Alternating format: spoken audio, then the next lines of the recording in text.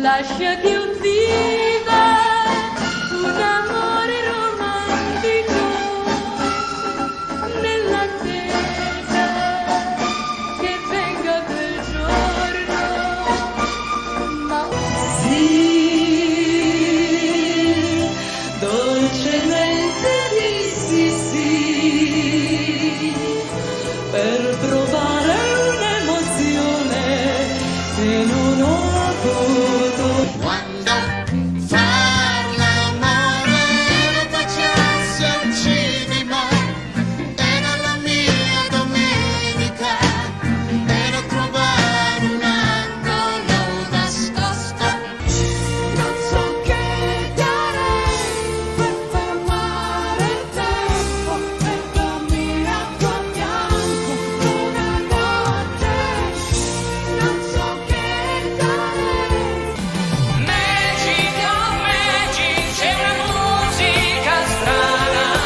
Magic, oh magic, vagamente italiana, che colora di speranza l'infinito in una stanza.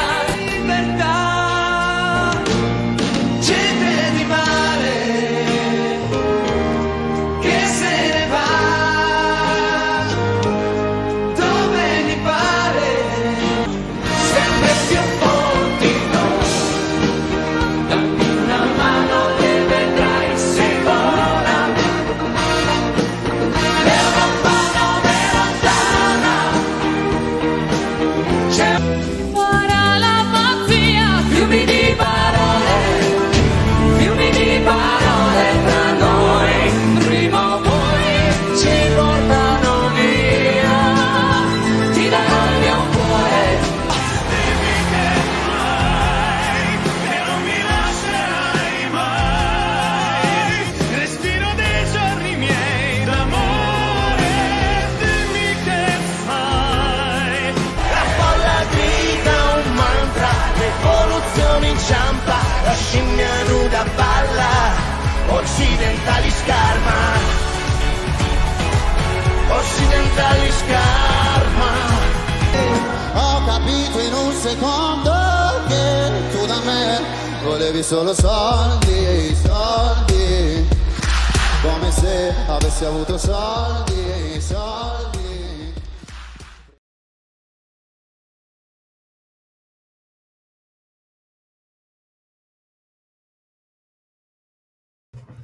Hello, everyone, and welcome to ESC United's live stream, Mattitude. I am Matt, and we are here to talk about, yes, you guessed it right, spoiler alert, Eurovision, and we have a lot to cover. This was a crazy day yesterday, the Super Saturday, and it was a true Super Saturday.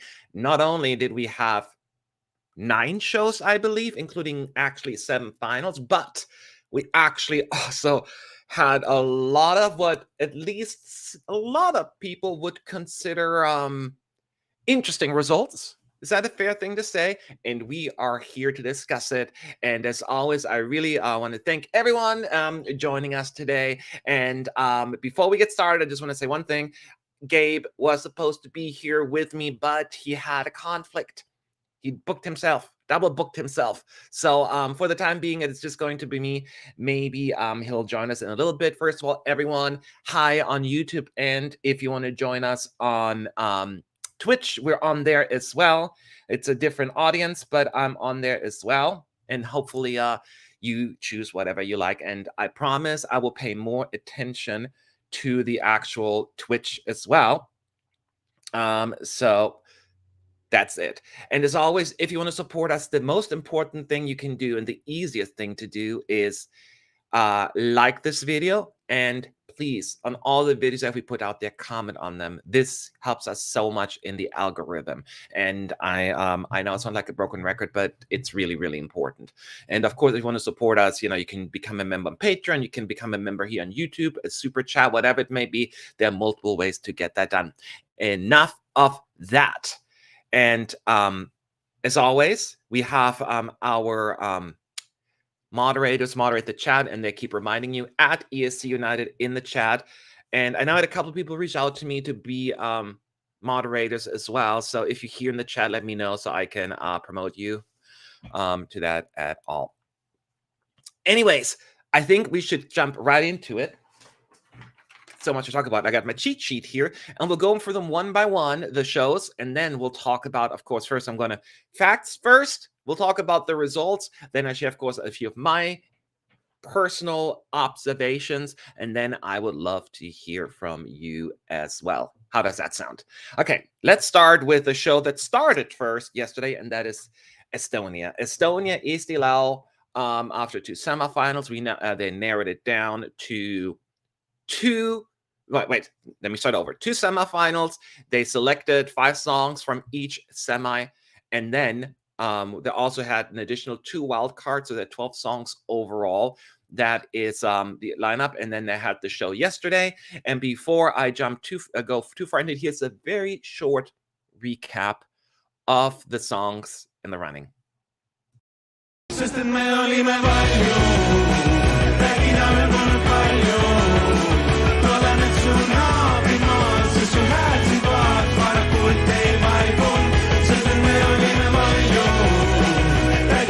Darling girl, let's face it, nobody can break it. I just keep on waiting, you waiting. We can sit in silence, we still get a hide it. I just keep on waiting, you wait. How can we find any reason? Find it in this house of place. When it breaks, it's gonna save what's left of us.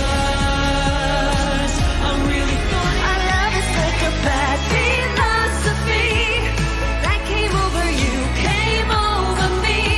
We went too far from our reality. Oh baby, we were always meant to live. I don't miss you, I don't wanna be with you. Don't you know that you're so good at what you do? I'm not afraid of the monsters creeping in my bed. I wanna have them here and not inside my head. Maybe I'm fooling around and getting up from the ground for you. Am I feeling All these thoughts in my head make it all such a mess, but you keep coming back like you're smarter than that. And I wish you the best, but that's not what I am. If I'm about our way to begin again. No time to waste, so don't let me tell. Knew that I was crazy about those stories.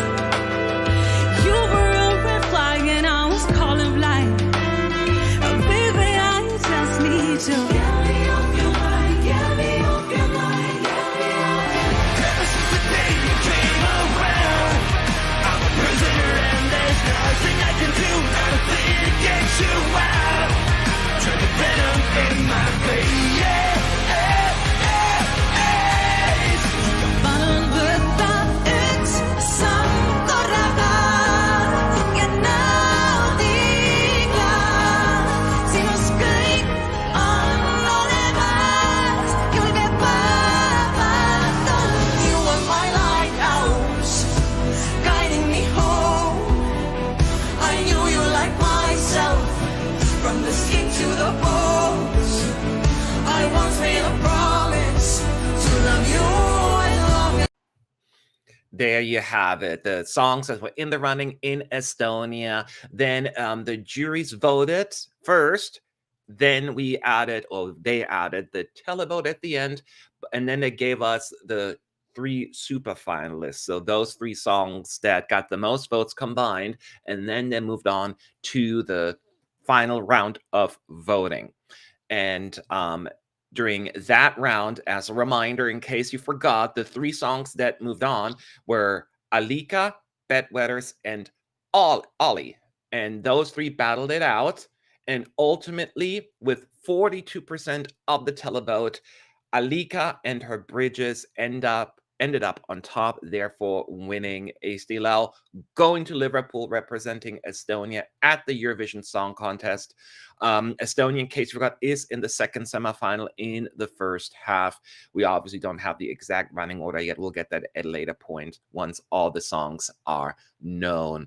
Ollie came second with the song Venom, 33% of the vote, and Bedwetter's Monsters, 25%. Again, this is only the actual super final. We don't know exactly yet how the televote went in the original final, but I assume it would be close to that from what we know so far.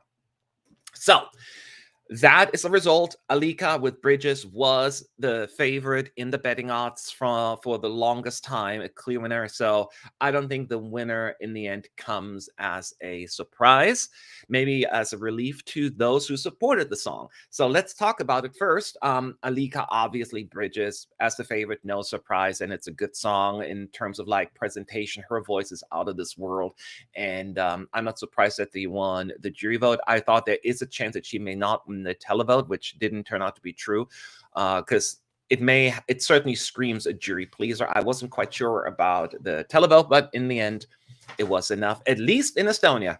Whether or not that translates to the Eurovision stage, that remains to be seen. I think it's a very competent song, and it's a good effort.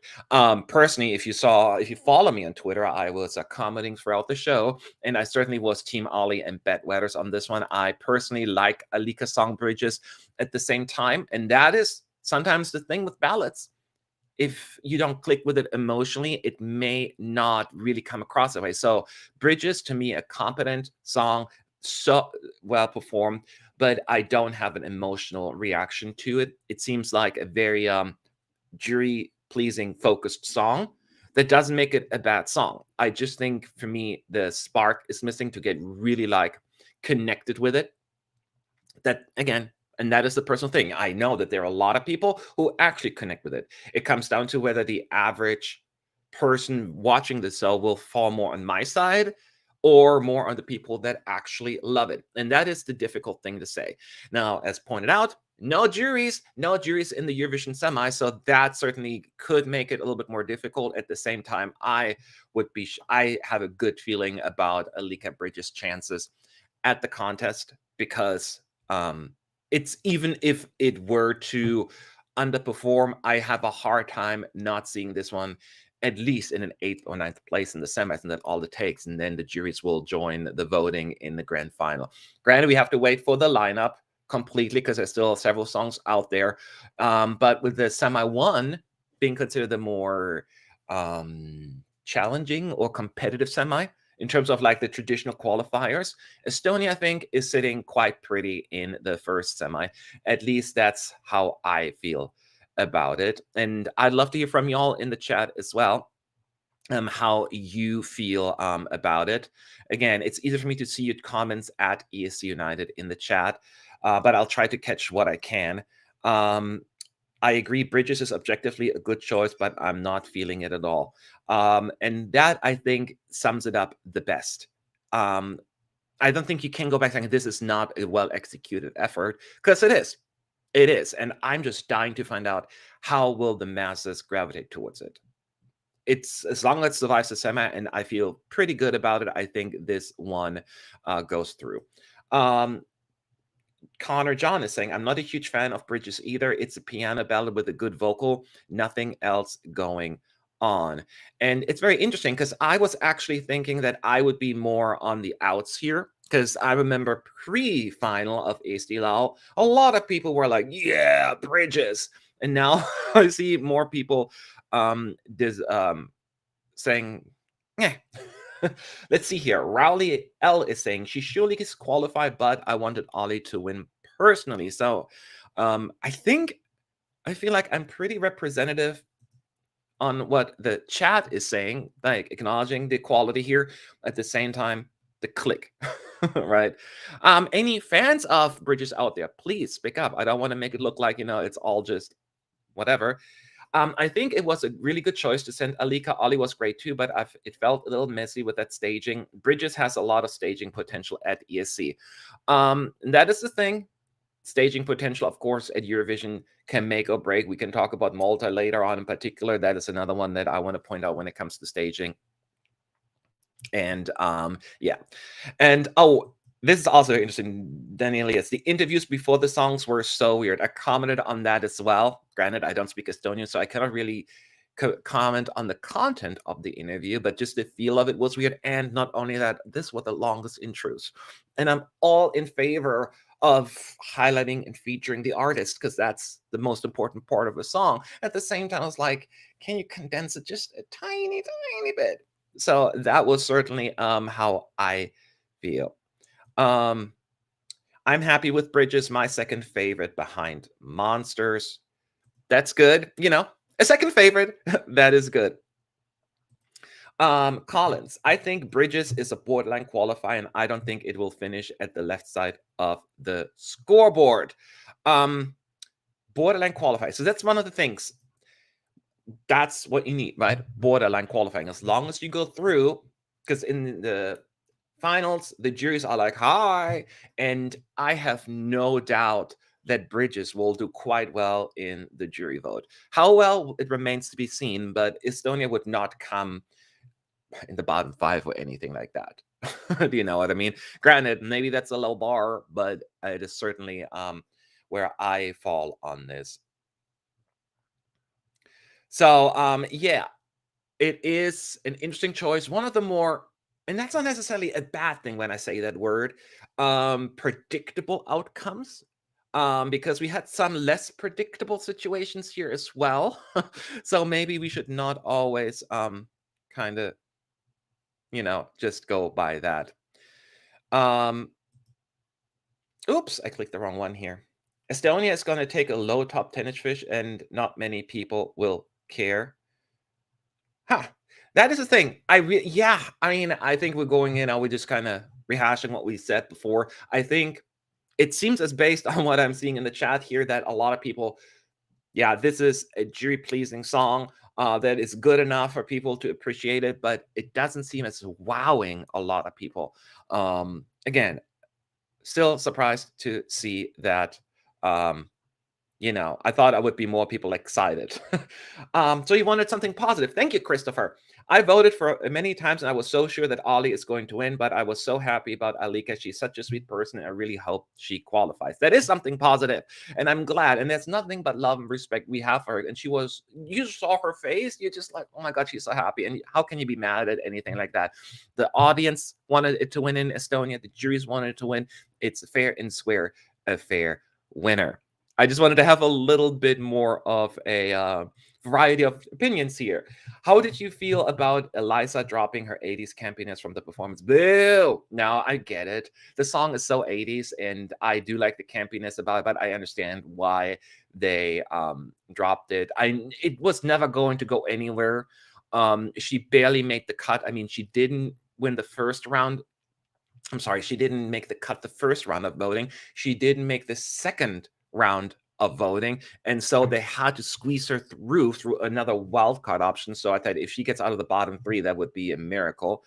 So yeah, that was very interesting. In terms of some of the other songs that were in the running, because we talked a lot about Alika and Ollie. I mean, I think after this, Ollie and Bedwetters were the ones I'm rooting for. I know that the minds a little bit divided on House of Glass by Yannick because some people call it old-fashioned, but I thought it was just a beautiful melody with a beautiful voice. I really thought it was endearing and was my favorite going into this, but then Ollie came along and won me over, and then I was like, go Venom! But certainly that did not really materialize. Oh, Roy is in the chat. Roy is in the chat. The only odd result to me was Estonia, actually. Really thought Ollie would win. So there is Roy's opinion. Very interesting. Didn't see that one. It wasn't surprising to me at all. I mean, looking at the betting, and everyone was talking about it. I thought, actually, once it came down to the super final, I thought that Ollie would squeeze through it. But again, the hype was there, and here we go. But yeah, that is where we are. Let me see if anyone, I mean, overall, it was a pretty good lineup. I liked Eliza's Bad Philosophy because, you know, 80s, woohoo.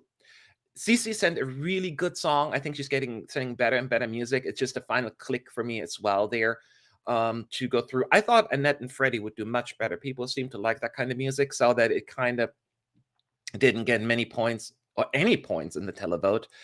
Came as a big surprise to me. One song that was very low key, but I really appreciate was Andreas, Why Do You Love Me? It's just something sweet about the melody. Very interesting comment here. Moreland is starting to send his songs all over Europe, and I don't think they're adding it back. Moreland wants, he is sending a lot of music to all different countries, and he's the next Thomas Gison maybe, but he hasn't had the same sort of like blow up entry like Euphoria yet. But that is certainly also a very interesting observation. Also, a comment from Twitch, which I cannot put on the screen, but I'll read it. Bridges was the best song from Estonia's national final. Reminds me of Elsie Bay. Elsie Bay from Norway, who did not win. I can see that, but I personally click more with Elsie's music. I find as Alika's music, at least that song, I don't know any other songs from Alika, seems a little bit more too many vocal acrobatic efforts there. But Elsie Bay was more the melody and the feel. But that is certainly, one way to look at it. So yeah, Estonia, I see, I'm just on a round off, like, put it in the chat. Yes or no? Based on what you know right now, we don't know all of the songs, but knowing what semi it's in, what first half, some of the songs that are out there, you think Estonia will qualify? Yes or no? In the chat. I want to see what the majority thinks. Whether it's first or last, or like first or 10th in the qualification, irrelevant. I just want to see who says yes. Yes, yes, yes. Another yes. Okay, so mostly yeses from what I can see. Yes, yes, yes, yes, yes, yes, yes. So it seems we all agree Estonia at this point will go through. Good luck, Estonia, because, we all love you, and I'd love to go there one day, but I don't know if it'll be in 2024. Who else is on the list? And by the way, we'll have a open Q&A at the end as well, so don't think you're going to miss anything here. Let's talk Denmark. Denmark has also chosen for the Dansk Melodi Grand Prix. They only had one show. They don't do semis and all of that stuff. And they had 8 songs in the running. And similar to what we saw in Estonia, just slightly different process. They then selected a top 3, a super final that then voted again. And then they had the winner. So before we talk about it, here's also a very quick recap of the songs. You're the only one, but you could lose. Take your boots, suck on you. You're the only one, but I'm confused. So what do you do? What do you? But he ran away. He ran away. I wanted to be with him, but he wanted to see the world. I begged him to stay. I begged him to stay. But forever, så förblänner mig. Ditt eget ord, din tåbelse. Varför är du så trädgårdsig? Beautiful bullshit. I fall for it every time. You're always saying the right things to make me think that you were mine. It's kinda I'll take back what you stole from me. I'll take back what is mine. I'll take back what you stole from me. Today your reign is over. Oh, freedom. we're only human beneath the surface. Try to find a way home now. Oh, we're only human. Stuck in Er lige her, og hvad der end sker, det os to, min egen. Vi danser i regn, indtil morgenerne blåner. If we could go back to the start, falling apart. So I slipped up on you, but I'm scared of breaking my heart. We could have moved to the start, but we still be falling apart.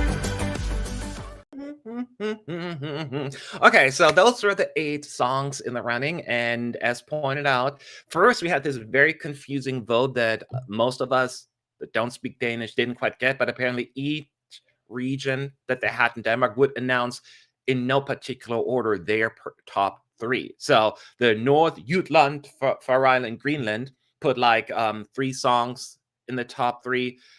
Which was like Mickey Steele, Nicholas Sane, and Riley, and then but we didn't know how and when. And then the next central, Jutland, did the same thing, etc. So it was very confusing. But then the host announced the 3 songs would actually go through to the super final, which actually ended up being Mickey Steele, Nicholas Sane, and Riley, Breaking My Heart. And then ultimately the results were revealed. And that is Riley, Breaking My Heart, also I think was the favorite to go into. So another not big of a surprise, maybe relief, depending on where you fall in it, and won the jury vote by a significant margin over Nicholas Sane's Freedom, 28% over 14% of the points. But Riley did not win the televote. The public put Nicholas Sane's Freedom first. And apparently there was also an issue people are reporting with the SMS vote being down and whatnot. So that's a whole nother story to talk about. But ultimately, I don't know if it would have made a difference anyways, because Riley won the jury vote by such a significant margin that it wouldn't have mattered anyway. And therefore, going through with a total of 43% over Nicholas Sane's 34%, and Mickey Steele in third with 23% of the vote. So, as pointed out, Riley representing Denmark, trying to take him back to the finals. They failed to qualify Denmark for 2 years in a row now. They're going to be also in the second semifinal, first half, and we'll see what's going to happen there. And we're going to talk about this real quick. First, my thoughts, of course, when a lot of thoughts were going on about Denmark and is it a good lineup or not. Personally, I thought it was an improvement from 22's DMGP. At the same time, I was hoping a little bit more for diversity, but at least they had some different styles in there. Of course, Freedom is the one that stood out the most in terms of like different genre, and came second, won the televote. So maybe that's a hint. Maybe you should try something different, right? So overall, I don't think there was a whole lot of excitement about the song selection here, although Riley seemed to be the fan favorite going into this, so ended up winning. If you watched my personal reaction video and ranking, I had Riley actually as my pre-favorite as well. Although as after I record the video, Ligge Hair kept going from Soren, kept going up in my ranking, and I was always my second, I think, and then I think it became a favorite. And after the performance, I was like, this has to go through to the super final. So I was very upset that Ligge Hair did not make that cut. I kind of figured it wasn't going to, but I had that secret hope, maybe, just maybe they'll surprise us. But I thought it was beautiful, but I don't know what Ligge Hair ended up in the televote in the first round, but the juries and the region did not put it. Nobody put it in the top 3. As a matter of fact, the regions almost voted identical. They had all the same. No, I'll take that back. They all had the exact top 3. So it was not a very diverse opinion there, I guess. Actually, as I look at it, it's actually the detailed public votes first round. So it's very confusing how that is. So anyways, Riley's song, to me, even though both Nicholas Sane Freedom and Ligge Hair passed maybe Breaking My Heart in my ranking, I still think this is a song that sounds very Danish to me. And I mean in a good way, because the Danes tend to send certain sounds, right? And when I say Danes, of course, not just the public, but with the juries combined and all of that stuff. So this feels very much, this is something that I expect from Denmark to send to Eurovision. At the same time, I personally think this is actually a competitive entry. I think this has a shot to qualify. It has a good melody, and Riley certainly will appeal to the centennials, what they call the Gen Z folks.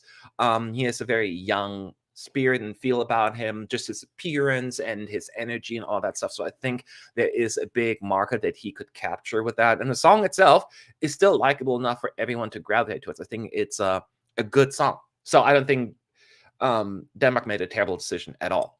If it were up to me, I probably would have picked Freedom, because that one I understand may not feel very 23. It has like mid 2000s kind of rock song, but it is live. But it was so good. I was like, this is good. The Ligge Hair I knew was going to win. It is too too classy, Madame, old school chanson vibe, so I didn't expect to win, but I love it. And so I still think Breaking My Heart was a pretty good option. One thing I was just about to say, why do you think Aya flopped? You're saying. Here's the thing. I also said that on Twitter. I didn't understand the hype about that song. Did it flop? I don't think it was a very competitive song in the first place. I was shocked that this was the betting odds and then fan favorite all of a sudden. I thought it was a very unremarkable effort. Melodically, it didn't do anything for me. I thought you had those two singers, and where are the harmonies? It just was so forgettable. So it's one of those songs where it's like, I don't understand. I don't understand why people like it. And clearly I wasn't the only one. It just didn't click in the end. So yeah, I can only speak maybe for the people that didn't vote for it, because I would fall for it. It just was not memorable. It was inoffensive and silent, and certainly not the worst song. That I have somebody else stand out now. But yeah, it just didn't click with me at all. Danes are used to Volbeat. Sonny needed better verses and maybe less repetitiveness. Well, once again, the televoters put it in first place, though. I don't know what they could have done if the juries just said it's going to be Riley. It doesn't matter what the other songs did. It was a twin. Like it would have been very, very difficult for Freedom to make that difference. And I also did that on Twitter. It said, anyone who thinks that Freedom could win, LOL. It's just not going to happen. But you're right with what Dan's like. I completely agree with that. But yeah, so that is this one song that really annoyed me. Is the song Beautiful Bull S. Lyrically terrible, title bad, vocal was all over the place. This was a hot mess on stage. And it just the title just it's like you're trying to be all like woohoo, I'm saying the S word, and it's just you couldn't do that at Eurovision, so it really, really annoyed me. So yeah, so that is certainly how I feel. I know the other songs, none of the others really stood out to me. Stuck on You, I don't even remember. Glansbillet was in the top 3. I don't even remember that much. Human, I don't remember. I mean, I vaguely do. That's a very interesting comment. Yeah, Toyo, I was in the arena on Saturday rehearsals, and it seemed Sonny and Soren made the biggest impact, judging by the audience reaction. That's very interesting, because I would fall in the same category. But again, we don't have the exact votes from the first round because SMS were down, all of that stuff, right? And we don't get the full breakout. It's unfortunately not quite as transparent as I would like it to be. So any other questions? As always, at ESC United, if you don't mind. I'm trying to catch as much as possible. Will he be allowed to his auto tune at Eurovision? So that is the next question I wanted to address as well. So he wasn't really auto tune, right? It's the at least as far as I know. The thing is that there is a backtrack, and the chorus, right? The robotic voice, the auto tune sound that is recorded, is overshadowing his own vocals during the chorus, right? And that is a thing I don't know quite how this will work, because there are rules, at least as of right now, at Eurovision, where they have certain requirements that, the melody, the main vocals, have to be live. It cannot be recorded. And also, those recorded backtrack cannot overshadow the actual live singer, right? It cannot just hide the vocals. And in this current incarnation, that is happening. So A, Denmark has to make some slight adjustments with that, or B, the EBU will look the other way and will allow it. right now, based on the current rules, it's technically should be adjusted. But we all know the EBU has looked the other way before. My only thing is, if they look the other way here, I could see a universe where then other broadcasting, well, then we can do the same thing. And then it's just a snowball effect. And next year we're going to have them, what MGP or Melodifestivalen doing this year, and you don't have to really have live vocals anymore, and you can just stop singing in certain points of the song, because it's all about the visuals and no longer about the vocals. So that is there is a couple of comments I'm trying to bring. Adrian Fang, they can argue that the vocoder effect is not the main vocal, though.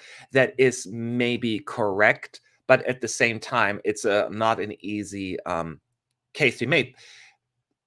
That it is kind of the same. Where does it fall? And especially, even put that aside, it's not the main vocals. It's still louder than his voice, or at a bare minimum the same volume. So that is another issue, that they need to take into consideration here. And yes, and this is a good one. This would set precedent if this is allowed. I think that is exactly what it is. It's like a Supreme Court ruling, setting precedent. And I've been saying, the way Eurovision is going, this is probably what's going to happen anyways. But most of us, at least, are still fighting this overproduced feel of it, and not just do the the feel of focusing on the visuals, but also the audio, which has always been a part of a live performance. And so it is, it is, unfortunately. Didn't Greece do something similar last year? So that is a very good and important point to be made. And once again, but listen to it. It was significantly lower. She was still the voice. You know what I mean? You can make a case that maybe they can use the sound effect because it could be considered harmonies or something to that effect, right? But it is still louder than his voice. You could barely hear him singing. So that is the interesting thing. What will have to happen? Ingrosso had backing vocals in his falsetto part as well. Well, that's also actually 2018, and those were the good old days where you couldn't even have pre-recorded vocals.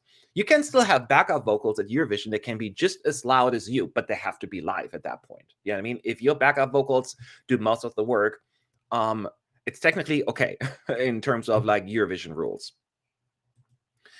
Do you think Riley's fame on TikTok played a big part in the jury's ranking him high, as they think it's Denmark's best chances at qualifying with 100% televote?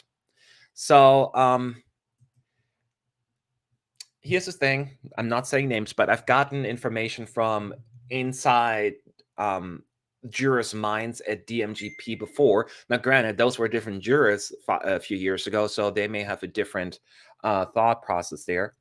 But they had in the past certainly had the mindset what would do well at Eurovision. And I could see them having a similar approach here.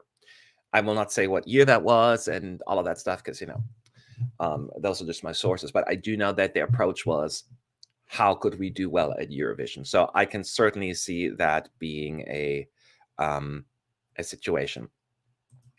Am I the only one watching DMGP and thought that Maya was singing Beautiful Poison instead of BS? I don't even remember. The song just it annoyed me.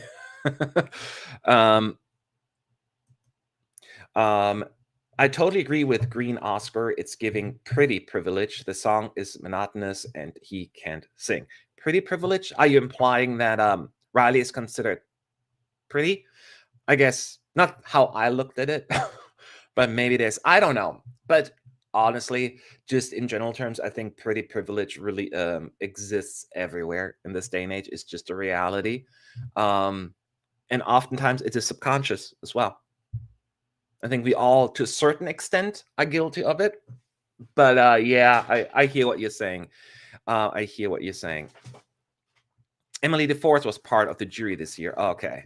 Well, I will not get too into that, because, those who know how I feel about Only Teardrops, they know that I'm not going to say anything else there. But yeah, so now I want to hear from everyone again. Let's play this game again. Actually, let me just put this one up real quick before we do. Do you think Riley's popularity in South Korea will benefit him in the rest of the world online vote? I don't know. First of all, I didn't know he was that popular. But it's hard to say because number one, we never had a popular vote. A popular vote. A like rest of the world vote, right? So it's hard to say where people are calling in from. South Korea is not necessarily known to me as a country that is Eurovision crazy. So they actually would have to seek out Eurovision and vote for it. And it's only a small portion of it. And also it's only one set of votes, you know. So I don't think it's going to have a huge impact. But yeah, I'm certainly not sure. That is one of the crazy things that we just don't know about. Anyways, that being said, knowing that Denmark is in the second semifinal first half, based on what we know as of right now, do you think Denmark is a qualifier? Yes or no? Let me know in the chat. I will say yes. Denmark oftentimes, not the past few years, although you can make a case even for 21, oftentimes is overlooked by the fan base, and then they go through. Yes, in 22, not 22, 21, they did really well with the televoters. The juries that kicked them out. So let's see here. Yes, yes, borderline qualifier. Yes, borderline. Yes, yes, no, yes, easy qualifier. Yes. Okay, so the vast majority, I see like a few no's, but for the most part, mostly yeses. Denmark, as of right now, according to y'all, is also going through. So maybe Denmark made the right decision. Okay. By the way, if there's anything else you want to talk about Denmark afterwards, we can do that as well. We're going to have an open Q&A. And also, I got some good news. Gabe is going to join us in a few minutes. He said 15, and that was 5 minutes ago. So in 10 minutes or so, he'll be here. So I will do the next one on my own, and he can always come back and answer his thoughts or share his thoughts on that later on. But let's talk Latvia. Latvia's Supernova has come to a close as well. And I mean, it wasn't that big of a show in terms of like length, because we had the semifinal, which I thought was odd, only odd because they had 14 songs selected. Then all of them had to perform in the same semifinal just so they could eliminate 4 of them. And then the next 10 moved on to the actual final. So I don't know if it was necessary, but they did it anyway. So before we talk about the winner, again, real quick recap. Showing now, twist it aloud, see your colors now, know what you're about. Tricky, tricky to survive, part of the try. Once you're inside, it's a tricky way of life. It's so tricky, it's so tricky. You hold me so I can make it through. I can breathe when you're by my side, but I won't let you go. I can fix all your tears.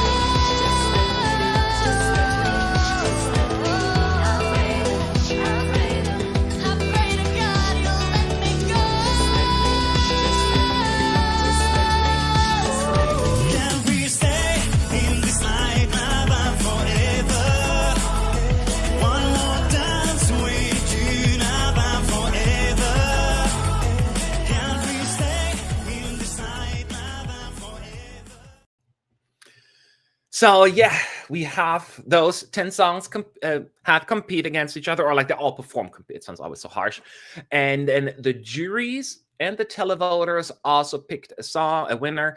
And we don't have I don't have the exact results on where they ended up in terms of like amount of points, but ultimately Sudden Lights with Aya won for Latvia, therefore going to Liverpool, representing the country, hoping to take them back to the finals. It's been a minute. As a matter of fact, 7 years if my math doesn't fail me right now. And Latvia will perform in the first semifinal in the first half. So let's talk this through. I will say that this is going to be a fairly short comment on my end, so I'll leave it more up to y'all to share your thoughts. Sudden Lights to me, and I didn't see the show live, so I had to watch the clips after the fact. I went through one by one, and overall, I cannot say that the final was super like exciting to me. I don't think there was one song was like, oh my god, screaming winner at me. Some of the songs were like, I was saying that don't scream winner. So I would say it was an underwhelming lineup overall, but according to my taste. Maybe you disagree. I just have sometimes a hard time clicking with a lot of the music from Latvia. I guess the result at Eurovision kind of, maybe I'm not that alone on that. As much as I wanted to root for Markus Rühl to finally win it all for Latvia, he just does not have the song. Never ever does he have the song. I love his enthusiasm. I love his determination. Now, please find either some songwriters that are different from what you usually do, because you just don't deviate from the style. So maybe try something different next year. Don't give up. I don't want you to give up. I want to see you at Eurovision. I just want the song to match. In terms of Sudden Lights, here's the thing. I don't have an issue with that song at all. The problem I have with it is, well, I just totally contradict myself. When I say problem, it's not a problem. The thing that I need to overcome is, or like maybe it's just me, the song won't stick. I had to listen to it like 3 times in a row, and I still have a hard time remembering the melody. It is a little bit uneventful for me, melodically, emotionally, and it just passes me by every single time. It has very limited impact, and at Eurovision, that is not the best thing. Again, it is just me, and I haven't really looked at a whole lot of opinions on Latvia overall on the winning song, so this will be also just a first impression of me, how others feel about it. But I will say that seeing Latvia in the first half of the first semifinal, seeing some of the competition out there, or at least potential competition, because we still have a long way to go finding out all of the songs, makes me a little bit nervous for Latvia, for them missing out again. And once again, I don't think Sudden Lights' effort is bad in any shape or form. I think it's a pleasant song. It is maybe too pleasant. It doesn't ruffle any feathers. I almost wish it would be just a tad more polarizing. But I would love to hear from you as well, because I don't really have much to add, because that's just kind of how I feel about it. At ESC United in the chat, by the way, Jonathan is saying, I'm on your side, but there seems to be a lot of hype around Sudden Lights, so I'll refrain from saying NQ. But sometimes us Euro fans do get trapped in our own bubble. That is a very important thing to say. I'm a bit surprised to hear that. I feel as Sudden Lights has a certain niche appeal, for the lack of a better word. So maybe that is something to take in consideration. We get that a lot, and I have to see the rest of the songs on the running. It really comes down to, will people maybe have like certain low-key songs for some reason work, even in the televote. So maybe that's what Aya is. I just I have a hard time envisioning that universe. Connor is saying Latvia might struggle, but then again, only 5 countries go out in that semi, so there is a small chance of going through. That is the thing, and thank you, Connor, for pointing it out. Since we have such a small number of countries taking part this year, your odds of making it through certainly increases significantly, right?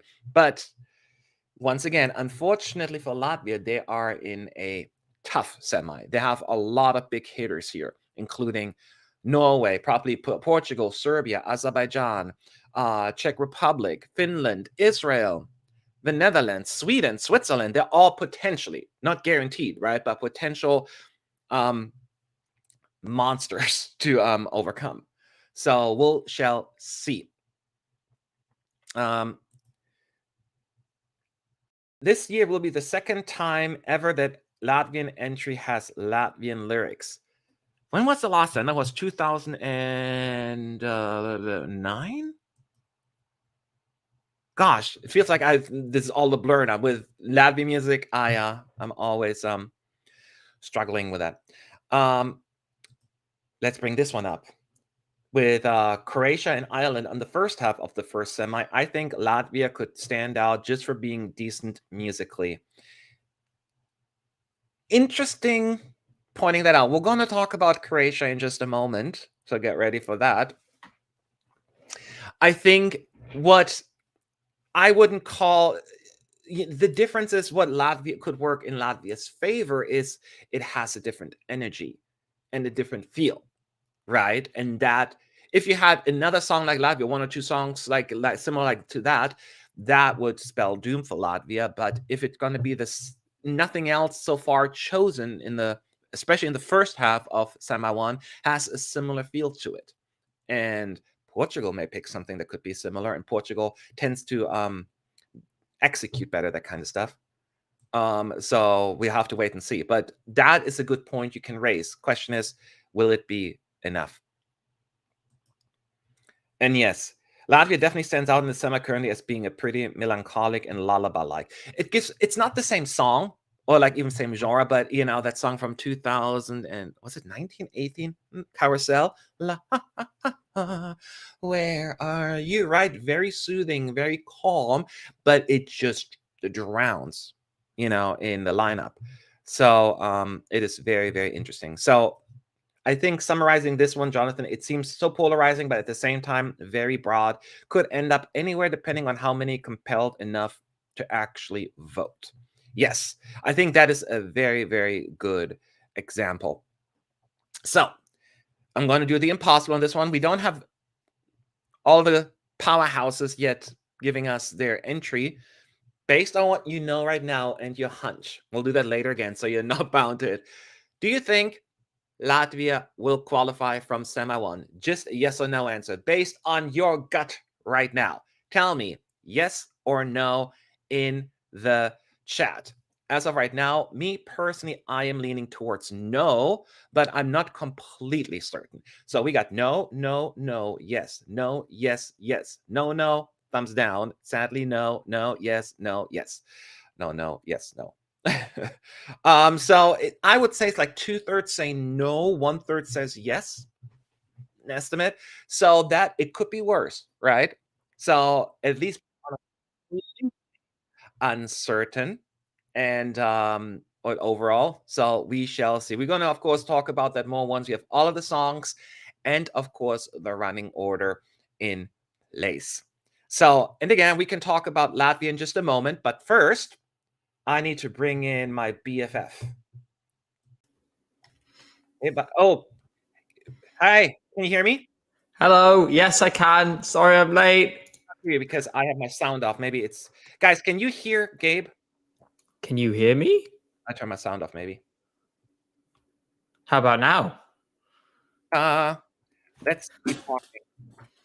I cannot hear him, but I think I didn't have my sound on. Keep talking, Gabe. Yes, chat is saying yes. Chat is saying yes. All right, quick, everyone. Let's gossip about Matt while he can't hear me. No wonder. Hang on. So while I'm doing this, I'm just going to entertain you with something. I'm so professional. Hold on tight, y'all. I need to activate. Say something, Gabe. Hi, Matt. How you doing? Ah, I can hear you. Okay, how you doing? I am great. I've managed to make it back. Apologies for my tardiness. I missed you very much. How's it going? What have I missed? I'll give you a quick summary, so don't spend too much time because we're already, running behind on time. We only talked, Estonia, Denmark, and Latvia. So before we jump into those, your thoughts on the winning song in Estonia in the show? Just 30 seconds. All right. I'm gonna hit you with like a lightning round of those three, if that's all right. Oh, yeah, Okay, go number ahead. 1, Eesti Laul. Let's do this. So, first thing, my winner was Bridges, and it won. Great. Loved that. Really enjoyed it. I also thought that I did also really like Venom. It kind of had that Blind Channel vibes. I mean, you never know how well a rock song is going to do. It can do really well. It can flop. I don't think this one would have. I think it would have done really well. But unfortunately, we lost it, so we're going to have to move on. Next, Denmark. So Denmark, it is the Danish public don't usually have great taste. I'm going to say something controversial. I think they got it right. I liked I Was Gonna Marry Him. It's really great to see Brynja Mary developing as an artist, and I know that she has her stands among the Eurovision fandom as well. So hopefully we'll see her back. I think it's still a bit too soon for her. We'll see her hopefully as a solo artist back again soon. Breaking My Heart. I really like it. I don't care. It's like a bubblegum pop TikTok song. I'm basic and I enjoyed it. It was also nice of Denmark to include a rock song in that national final that everyone knew they were never going to send. Finally, Supernova. I really like You Said, which I believe came third. So my favorite didn't win on this one. For me, that was by far the most interesting song. This time it didn't work out. For me, Southern Lights wasn't too memorable, which is a shame, but it's better than some of the other songs that were picked last night. I also wanted to just say RIP Marcus Reaver once again. Every year, forever condemned to not win Supernova. It's a curse at this point. So that is my lightning round on those 3, and now I'm up to date. Yeah, I'm sad you weren't here then for Estonia in particular, because mostly myself and the chat were kind of like lukewarm on the winning song Bridges. So we would have had a few, then we needed a little bit more love and support. I'm like, I want to get some positive comments. So you were dearly missed at that point. So I'm glad that this happened. Okay, perfect. Then you have his thoughts, and people, you can also ask him questions then in the open Q&A session when we're ready. But before we do that, we got to talk about Romania. Selecția Națională also had their national final. There were no semis, heats, wild cards, all of that stuff. I mean, there were song select, of course, at some point. But ultimately, they had 12 songs in the running. And then, as it always goes, you have one winner. And before we talk about it, just like with the other ones, we want to... hang on one second. Since I brought you in, my screen froze a little. Thanks a lot. I want to give you a quick recap as well. I'll see you on the other side. Follow me, I will be free anytime you need. It's not just me, I just need to see you and me.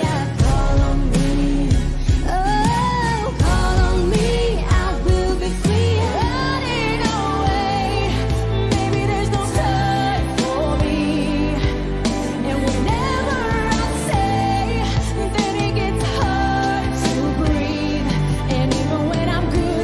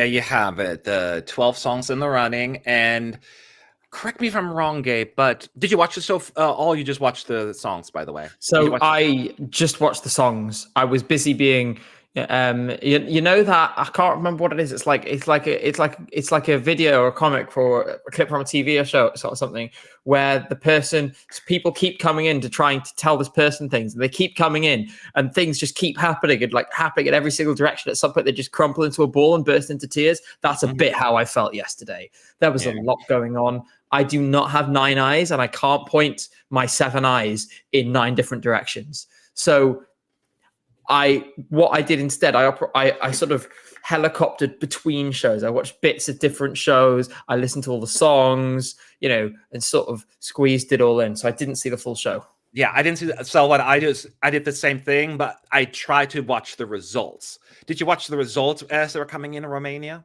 Not in Romania, no. That's okay, because the only reason I'm asking is because how they did it, I think they picked like 5 or 6 songs. I think those were the ones that were in the top 6, y'all, in the chat. Let me know if I'm correct. So that they announced 5 or 6 songs that were in the top, and then they all went on stage, and then they announced the winner. It seems like a random. They, put half of them forward, and then they just announced the winner. But ultimately, the tension, I think, artificially generated tension. Yeah. 5 people, someone says, yes, it was. But ultimately, then they just said who won, and it was Theodore Andre DGT Off and On. There was the public vote was televote and online, and then combined together. And I guess it must be also very expensive to vote in Romania because the winner got 5,230 votes. So you know what I mean. So it is not that much, but that is so he got 5,230 votes, therefore is going to represent Romania at Eurovision. The song that came in second place with 4,845 votes is Andrea D and the Folklore Orchestra. Not too far behind. And then, but that was not enough. And in third place was Andreo due to statues. Apparently the fan favorite and betting odds favorite. And that is not how it panned out on this one. And as a reminder, those who don't know, Romania will perform in the second semifinal in the first half. All right. Since you missed the first 3 ones, Gabe, you get to go first. Let's talk about DGT. Your thoughts? So I don't hate it. It's the song is fine to listen to. It's not really my style. I mean, straight off the bat, it's going to struggle with me just because it's not my style, and that's not a reflection on the performance or the performer. It's not the kind of music I listen to. But that aside, he's vocally strong. The staging was certainly memorable.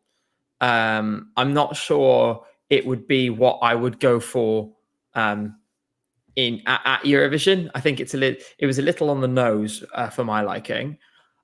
But overall, I enjoyed it. At the same time, it wasn't my favorite. It was far from my favorite in this national final. I had a couple of songs which I preferred, but they both didn't do very well. Yeah. In fact, my favorite came 7th, but I imagine we'll come on to that in a minute. Yeah. That said, I know you really enjoyed this, so I want to hear what how you do you think. know? Oh, you saw my video? A little birdie told me. Okay, yes, I love that song. I did my reaction ranking video before the show, and it was at that point a close second. Like, my top 2 were almost identical. I put it in second place, but after watching it, I was like, yeah, that's probably has to win. It's my kind of music. And I love his voice. I didn't like the staging.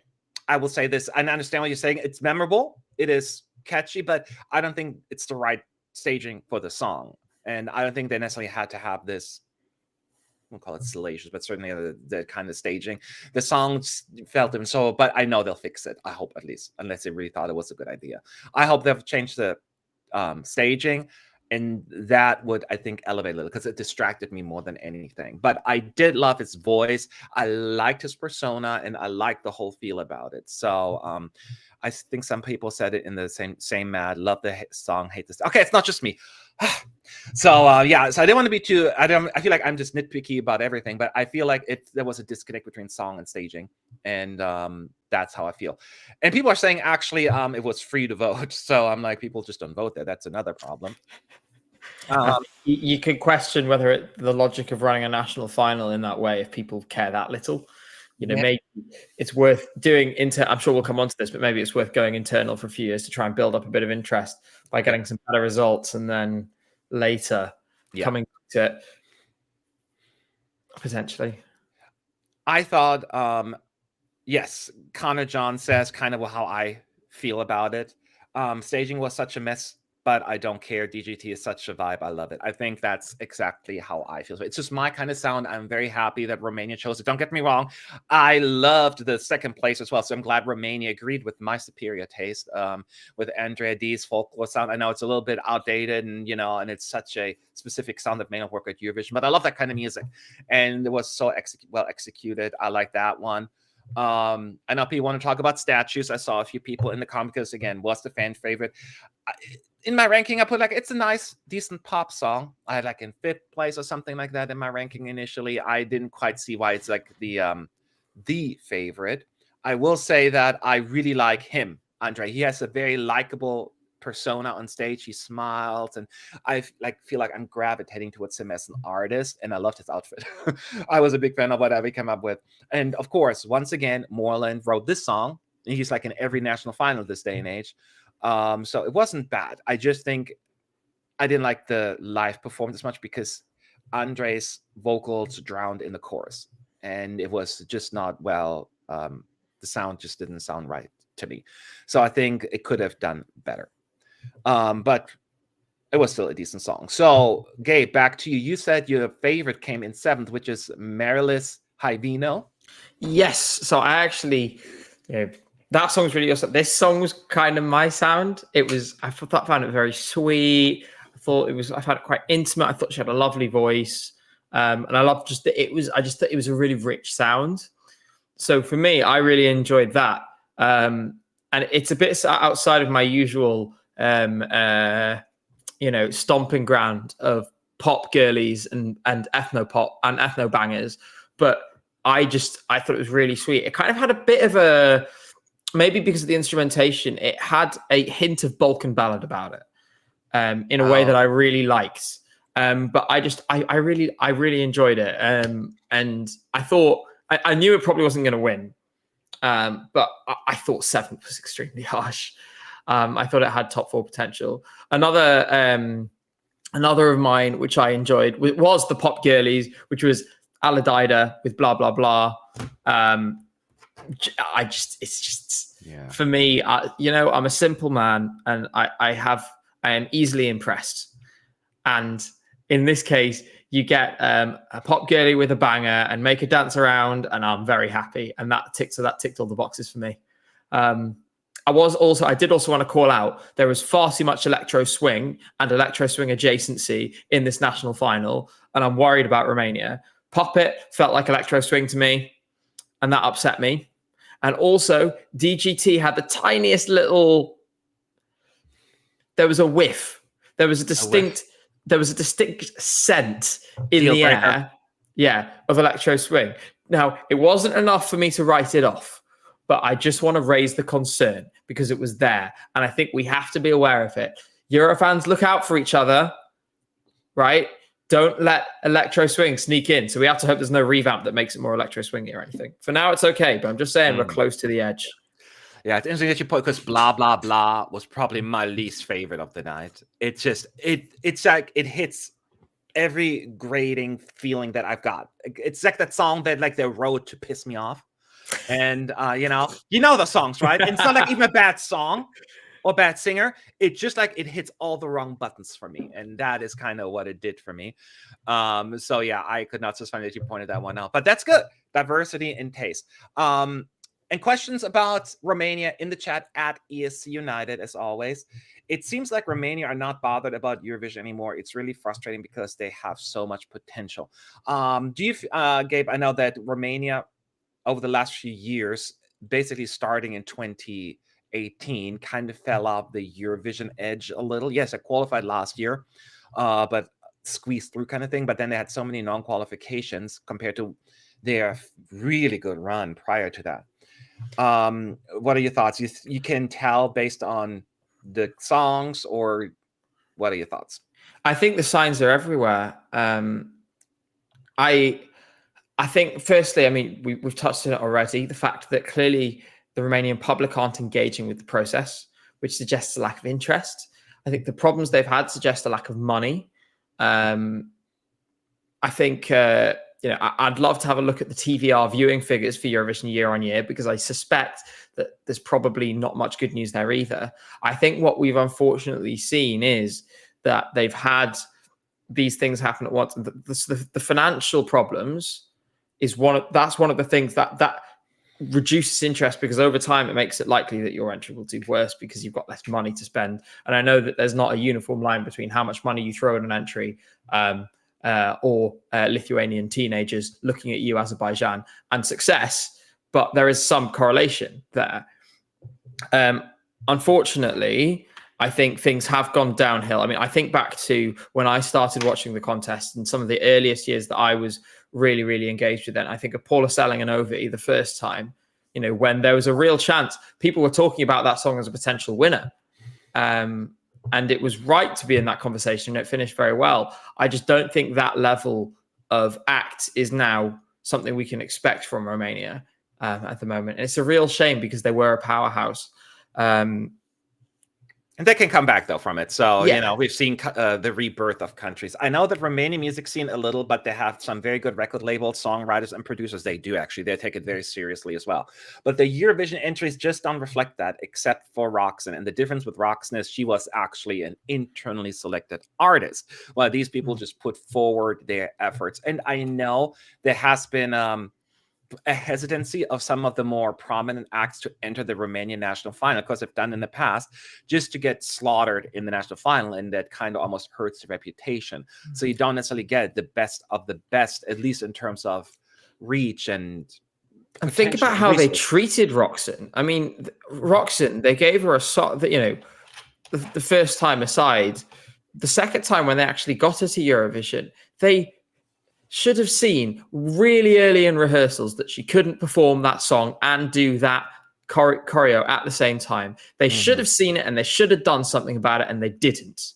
And she's an inexperienced artist. It shows to me, in my opinion, that the delegation they've not got their heads screwed on right. They clearly have a problem there with safeguarding in the case of young artists, but also there's this disconnect between the people running the show on the administrative side, the sort of creative direction, and the artists. And when it's in this sort of state, what are you meant to do? I mean, I still get quite annoyed when I know I'm known for rants here, but I get quite annoyed when I think about what happened with Roxanne, because it was so obvious. And I mean, I remember the rehearsal where we all made into the Romanian press being the absolute low point of that.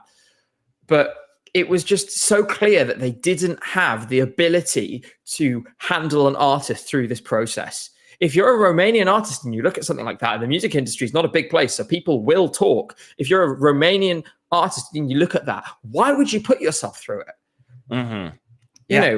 So like it just seems to me that it's an operation that's rotten from top to bottom. I'd completely throw it out and start again. I don't see what else there is to do.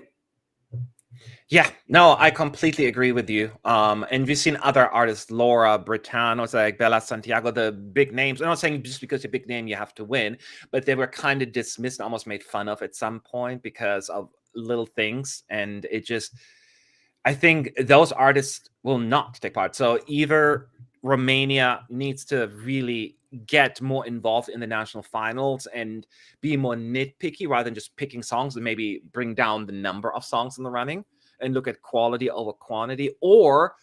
And I don't like doing that because as a Eurovision fan, I feel like it's illegal to say do internal, because I'd rather always pick a national final over because I love the idea of people having, the say in it. But with Romania, if you want to make a case, maybe they should go back to internal. Yes, I did it with Roxanne and it didn't work for the reason that you mentioned.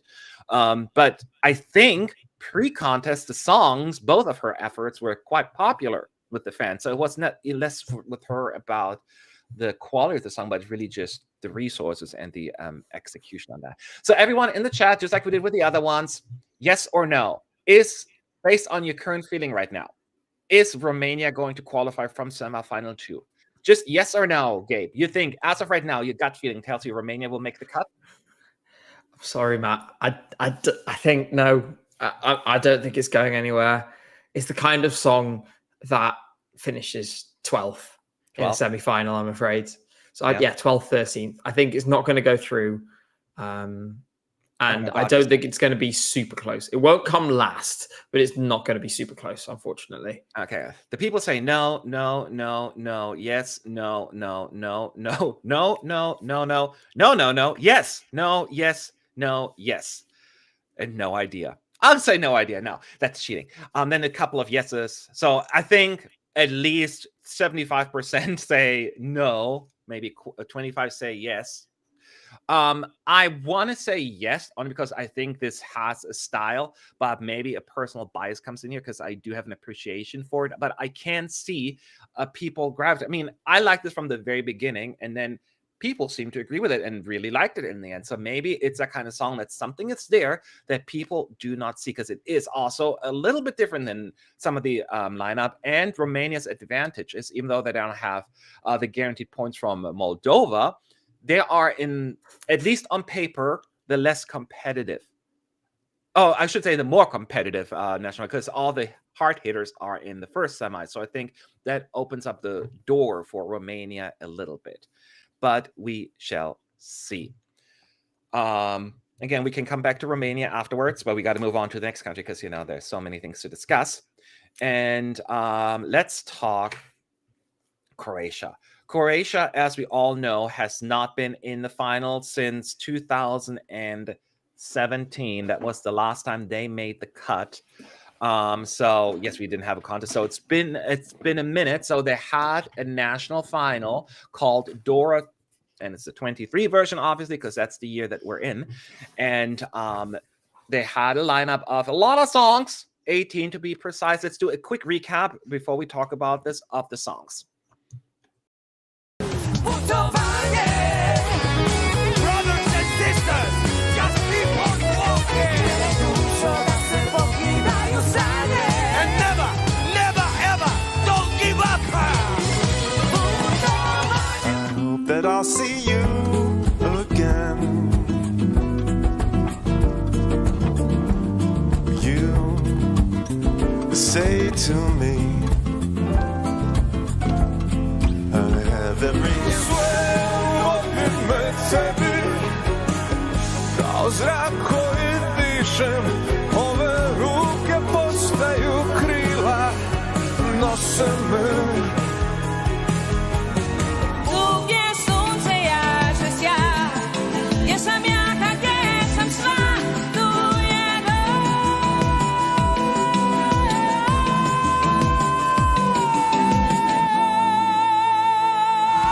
Bolesti do kukanje, večanje i plakanje, psihička tortura, vijesti kruvadura.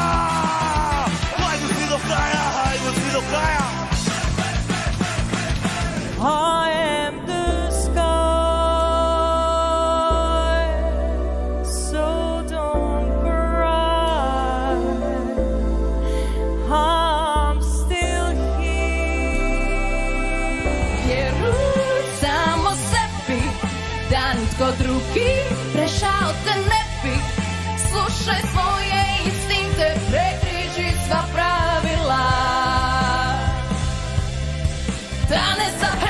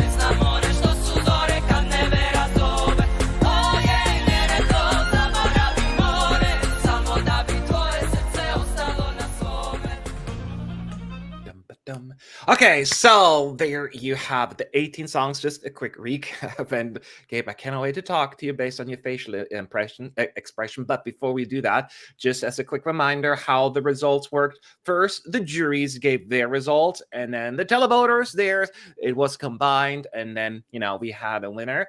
Let 3 won the jury vote with 105 points, significant lead over Detour.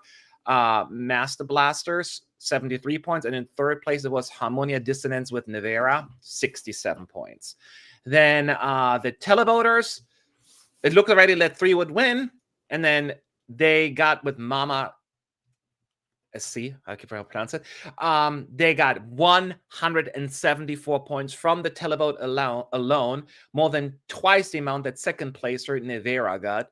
Of 88, and then the Splitters with Lost and Found came third with 60 points. That means the winner of Dora 23 is Let 3 with 279 points, followed by Harmonia Dissonance, second place, 155 points. A huge major gap. So the juries and televoters agreed. So you cannot argue that. And Croatia will go to Liverpool with that song. And as a reminder, Croatia got a lot of first halves here. First half of semi-final 1. And before I'm gonna jump into, we got a super chat here. Thank you so much, Danelius, for that help, for the support. Mama came, she ate and left no crumbs. That is one way to put it. So let's talk this through. I know there are a lot of thoughts and opinions about Croatia's results. And again, since you joined a little later, Gabe, what are your thoughts? First, about the winner for Croatia. Mama came, she ate, and she left no crumbs, which meant the entire Croatian music industry starved, and this is all we were left with. This is atrocious. I'm sorry. This is... When I started watching Eurovision in 2008, right? Songs like Wolves of the Sea and Pokusai and so on, I enjoyed them back then. But in May 2008, I was 11 and I was one hell of a stupid kid. So we're now 15 years on, and quite frankly, I think this is terrible. I really, really dislike it. I try not to be too negative, but sometimes I reserve it for when I really feel strongly about a song, and I don't like this at all. I think it's difficult to do any particularly deep analysis on it, because every time I watch it, I'm just overwhelmed by how ridiculous it is, and not in a good way. Yeah, I just think, we've spent years and years and years like watching Eurovision move on from this kind of stunt. And it just feels childish to me. So I didn't enjoy it at all. Okay. So that was my Sunshine and Daisies. Sunshine. How about you? Okay, I will put up a positive spin on this, because I will say, it's not that I don't agree with you, because I kind of do. I will point out the song has a few cool elements that, if that would have been executed better, could have been amazing.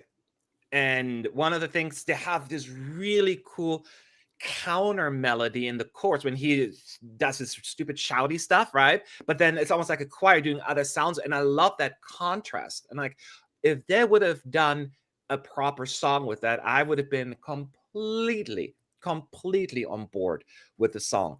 But it took a very different turn, the song. Obviously, just the visuals alone are very difficult for me to just ignore, right?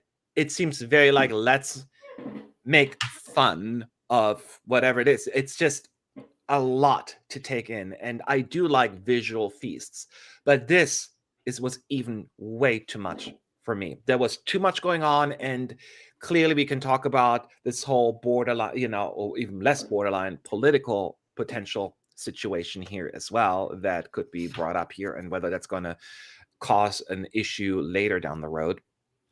That's a different story.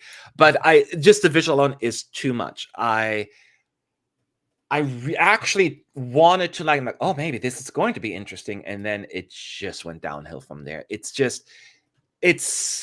this could have been good. This could have been a really good song. And at this point, unfortunately, you are right. It has this thing where they're just trying to be like very mid late 2000s Eurovision, where you're just going to be like this very over the top performance, but people will remember that. And we tried to get away from just like this in your face, and people stopped taking the song contest seriously. But that is why I'm also predicting that Croatia has a really good chance of qualifying, because we don't have any juries in the semis.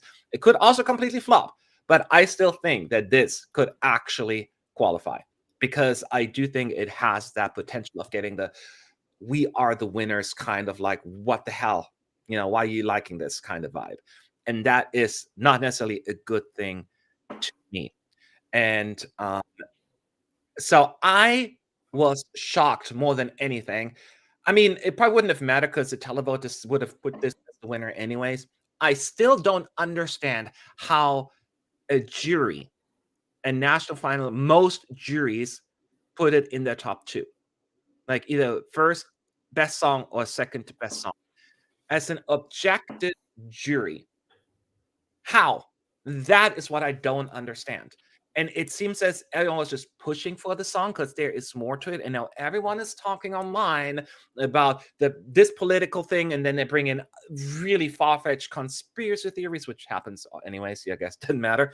But I cannot wrap my brain around that. It seems as it was just a decision they made that they wanted that song, because there's no way you can say a jury saw musical value in that song and saying this is compared to some of the other ones. You can make a case that this was not the best lineup in Dora overall, but this being the number one or number two, that is where I struggle a little bit.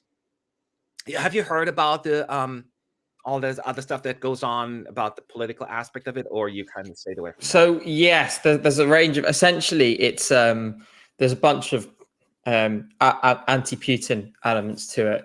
They referenced the tractor he was given by Lukashenko. There was somebody in chat mentioned that their pre-show like promo featured Putin's head on a plate. Now, not gonna lie, that's something I can get behind just as much as everyone else with a brain can and a conscience. But it's not the thing that makes this. Honestly, the politics stuff doesn't bother me that much. The reality is, like when the Berlin Wall came down, and there were loads of songs about no walls anywhere and so on. Like, this is going to seep into the contest, and to be honest, I'm kind of at peace with it. It's going to happen anyway. It's not like we have a pro-Russian song in the contest. That would be a different conversation. But just because I agree with the political message of the song doesn't make the song better. I'm a little, and I'm going to actually address the person, one sec. The person who's talking about the ESC United Forum, report the posts and the moderators will deal with it. That's what we do. That's what I'm here for. That's what others are here for. Matt's responsibility is not the forum. That's my responsibility, and Sean's and Alavender's and Stargazers and others, and we will deal with that. Okay, so you can send me a message on the forum if you like. Don't give Matt heat for it. Anyway, back to the point. Now I've dealt with that. The political message of this song, which I agree with, doesn't distract from the fact that the song is ridiculous. It's not particularly good satire, because good satire is not that like has something that is clever about it. This is just, I find it puerile. Yeah, so the politics don't bother me. It's just everything else that does, essentially. Yeah. So I was going to make a point that I just forgot. One thing that even worries me a little bit as well, put the song aside, even like the political stuff, as you said, the band is known to shock, right? They do like, whether it's nudity or holding signs, all that stuff. If I would a member of the EBU, like one of the organizers, I would be sweating bullets right now, because I have no doubt in mind that Let 3 will pull something that they didn't do in the rehearsals and just shock everyone, because that is just what they do. And for me, they're probably very unpredictable. I mean, I don't disagree with you either about, the message doesn't bother me as much. So you don't think that the EBU would pull the plug just based on that? like saying this song is too political? You don't think it's going to be disqualified for that reason? No, I wouldn't expect so. I think the EBU, from a sort of communications and political management point of view, I think because we had this, people were having this conversation about Vesna as well. It would be exceptionally bad political management from the EBU to disqualify any song for the reason that it is pro-Ukraine or anti-Russia. And I think regardless of what the rules say, now, is there an argument you can make that it's too political? Maybe, but regardless of what the rules say, it's a bad decision to do it because it's about the message you send by doing it. Yeah. You know, I think it's really important. And to be honest, I actually think it's more important at this time that it's very clear what side Eurovision and the EBU are on. And that actually supersedes the importance of that political rule of enforcing it that strictly. I think we're not, seriously, Francis, if you're just going to shout in chat and tell us that our opinions are wrong, you can have your own opinions. We're not saying we have to agree with us. We're just saying what we think. If you're just here to shout at us and just here to tell us our opinions about or shout at us about the forum, then you can leave. All right? You know where the door is. It's in that little button on the top of your browser. Feel free to press it if you don't enjoy the stream. Sorry, he got on my nerves. Anyway, the most important thing, to be honest, is that Eurovision and the EBU are seen to stand for the values that they were founded to promote. And those values are embodied by the cause of the Ukrainian people. And I think most Eurovision fans would agree with that. For that reason, it is much more important that you don't suppress this kind of speech than it is to strictly follow the no politics rule to the letter of the law. Yeah, you can't remove it all. You can't remove all the politics from it. Yes, I didn't mean to interrupt, but Jay said it's strange that EBU didn't even announce Let 3 yet. They're definitely investigating it. Do you think there is something? But you're not saying that it will not be disqualified. You said it should not be disqualified is your point more than anything. I think both. I think it should not be disqualified, and I don't think it will be. I think cooler heads will prevail, and I think the EBU will reach the same conclusion as me. Ultimately, it is far more important to the health of the contests. It's more important to the health of the much more important to the health of the contest and to the reputation of the contest that they allow it than they don't. And if someone says picking a side results in makes non-Euro fans vote for entry solely because they support a certain side, the problem is music doesn't exist in a vacuum and Eurovision doesn't exist in the vacuum. If it's not this politics, it'll be something else. Banning it is a political decision. Like I said, because you can't separate it from the politics of that war, it means that banning it is in itself a political decision. When you have to take a political decision, you might as well take the right one, even if you didn't want to have to do it. You might as well take the right one. And there is always, of course, the blurred line, because technically anything is political. 1944, you all remember, was a conversation, but it is more looked at as a historical aspect of it. And this is whether or not it is history that's happening, unfortunately, right now when it comes to the situation. So it is very, very difficult to draw a line. And as you pointed out, in 1990, almost every song was about the wall coming down, peace, freedom, all that stuff. Germany won in 1982 with the song Ein bisschen Frieden, a little bit of peace, So there is always an undertone. Understand, people have different interpretations, different lines where they will draw. So it's very, very difficult. And I don't want to be in the EBU's shoes here sometimes, because I understand that they have to please so many broadcasters, so many people, and you can't do that. You cannot do that. So it is definitely a very interesting, unique situation here. But besides Let 3, what song stood out to you? If it was the Gabe's Dora, which song would have won? Yeah. Oh, if it was I don't know, Gabora. Anyway, so there are a few which I liked. There weren't any that really stood out to me, but there were some that I would have said like, yeah, this is okay. Like I could listen to this. So I thought Free Fallen was okay. I thought Nisrecha by Hannah Masic was a sort of decent Balkan ballad as well. Same with Damir Kedjo in terms of it was all right, didn't really jump out at me. My favorite was Nevera, but the live performance, as people have said online, as we've discussed, the live performance really wasn't there. I also just wanted to shout out, and I think this is the messages that Croatia reads right now, which was Top of the Pops, the Putovanje song. now things might not be great for you in Eurovision right now, but never ever don't give up, as they said in that performance. You will get back. Just please don't leave after you come last with this song. Please stay in the contests. Yes, that's exactly how I feel as well. In terms of my favorites, Navarre was probably my favorite as well. And while I agree, it was not the best live performance. It was even less about, it was really that their energy was like non-existent. Like the choreography was just like la, la, la, la, la, spin. It was just very uninspiring. And but at the same time, that is awesome. That could have easily been fixed. And that should have not prevented. I mean, it still came second in the televote. There was nothing they could have done. They could have burned a hamster wheel, a burning fake piano, shirtless drummers. You know, it did not matter. The winner was obvious and evident. So I still think this should have won. I still think it was the best option. And yes, DMGP underperformed a little bit there. I still love his vocals, and that alone would have been enough for me for this one to go through.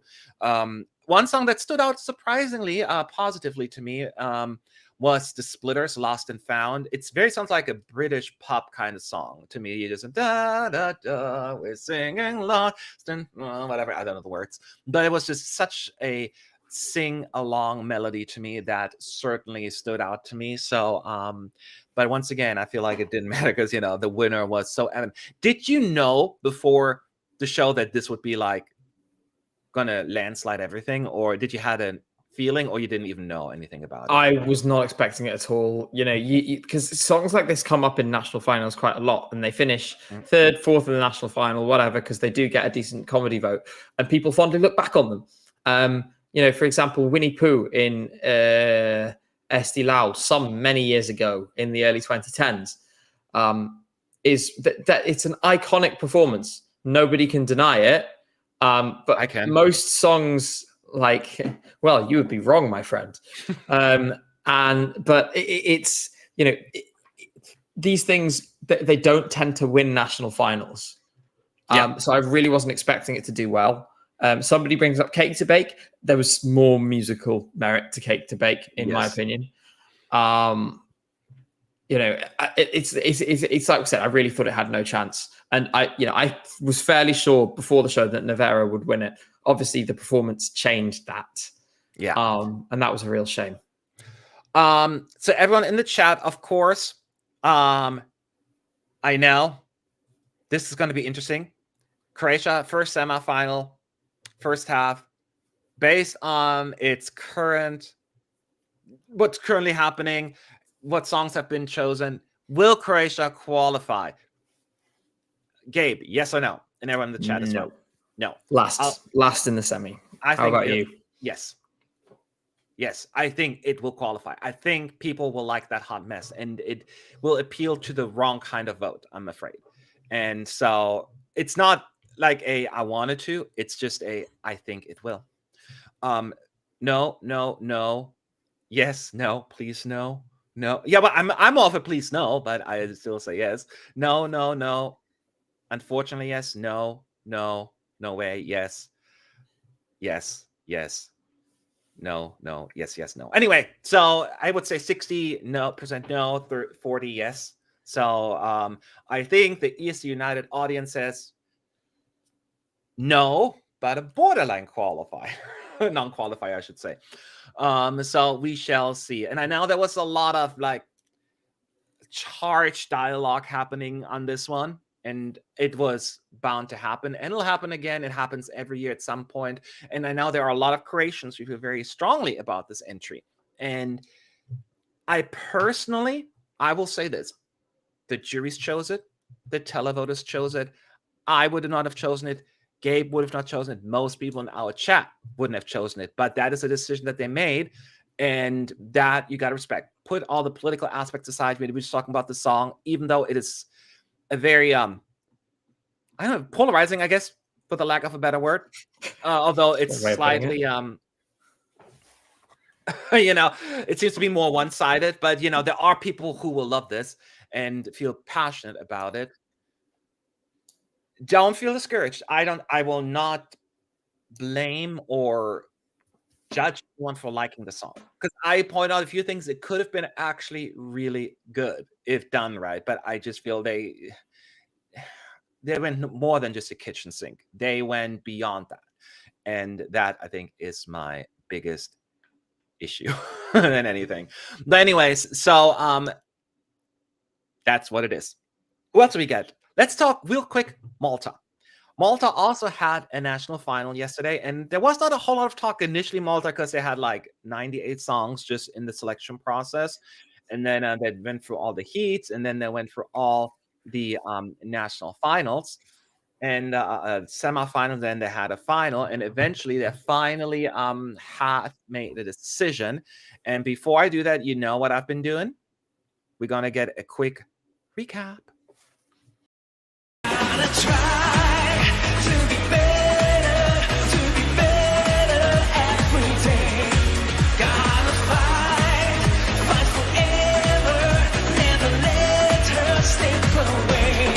Guess what, they want me in the movie. I just received my script. They know I'm well equipped to sing and dance. Guess what they said, I'm pretty groovy. This road's in my success. It'll be okay, it'll be alright, and everything will be just fine. It'll be okay, it'll be alright. I just need to give it time to free from inhibition. I'll just keep on giving. I'm gonna reach my goals. Need a little time for myself to look for things that I ever had. Running up the hill, my time is standing still, but I keep running on. I took the wind to fly and try. I won't look back, no, I'm not scared. Give me a chance, I won't regret. I'm traveling down to La La Land. More people in all the hope within group paper thin. Skin to skin, even said, what can I do?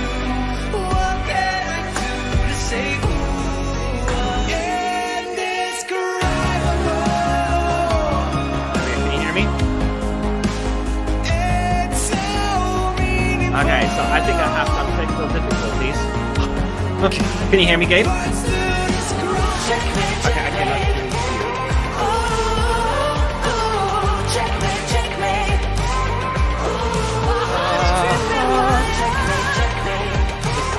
Oh, you're muted. When es abrirá. Everything okay, Matt? Lejos da la svidaj, can hit Savish, and I still see you.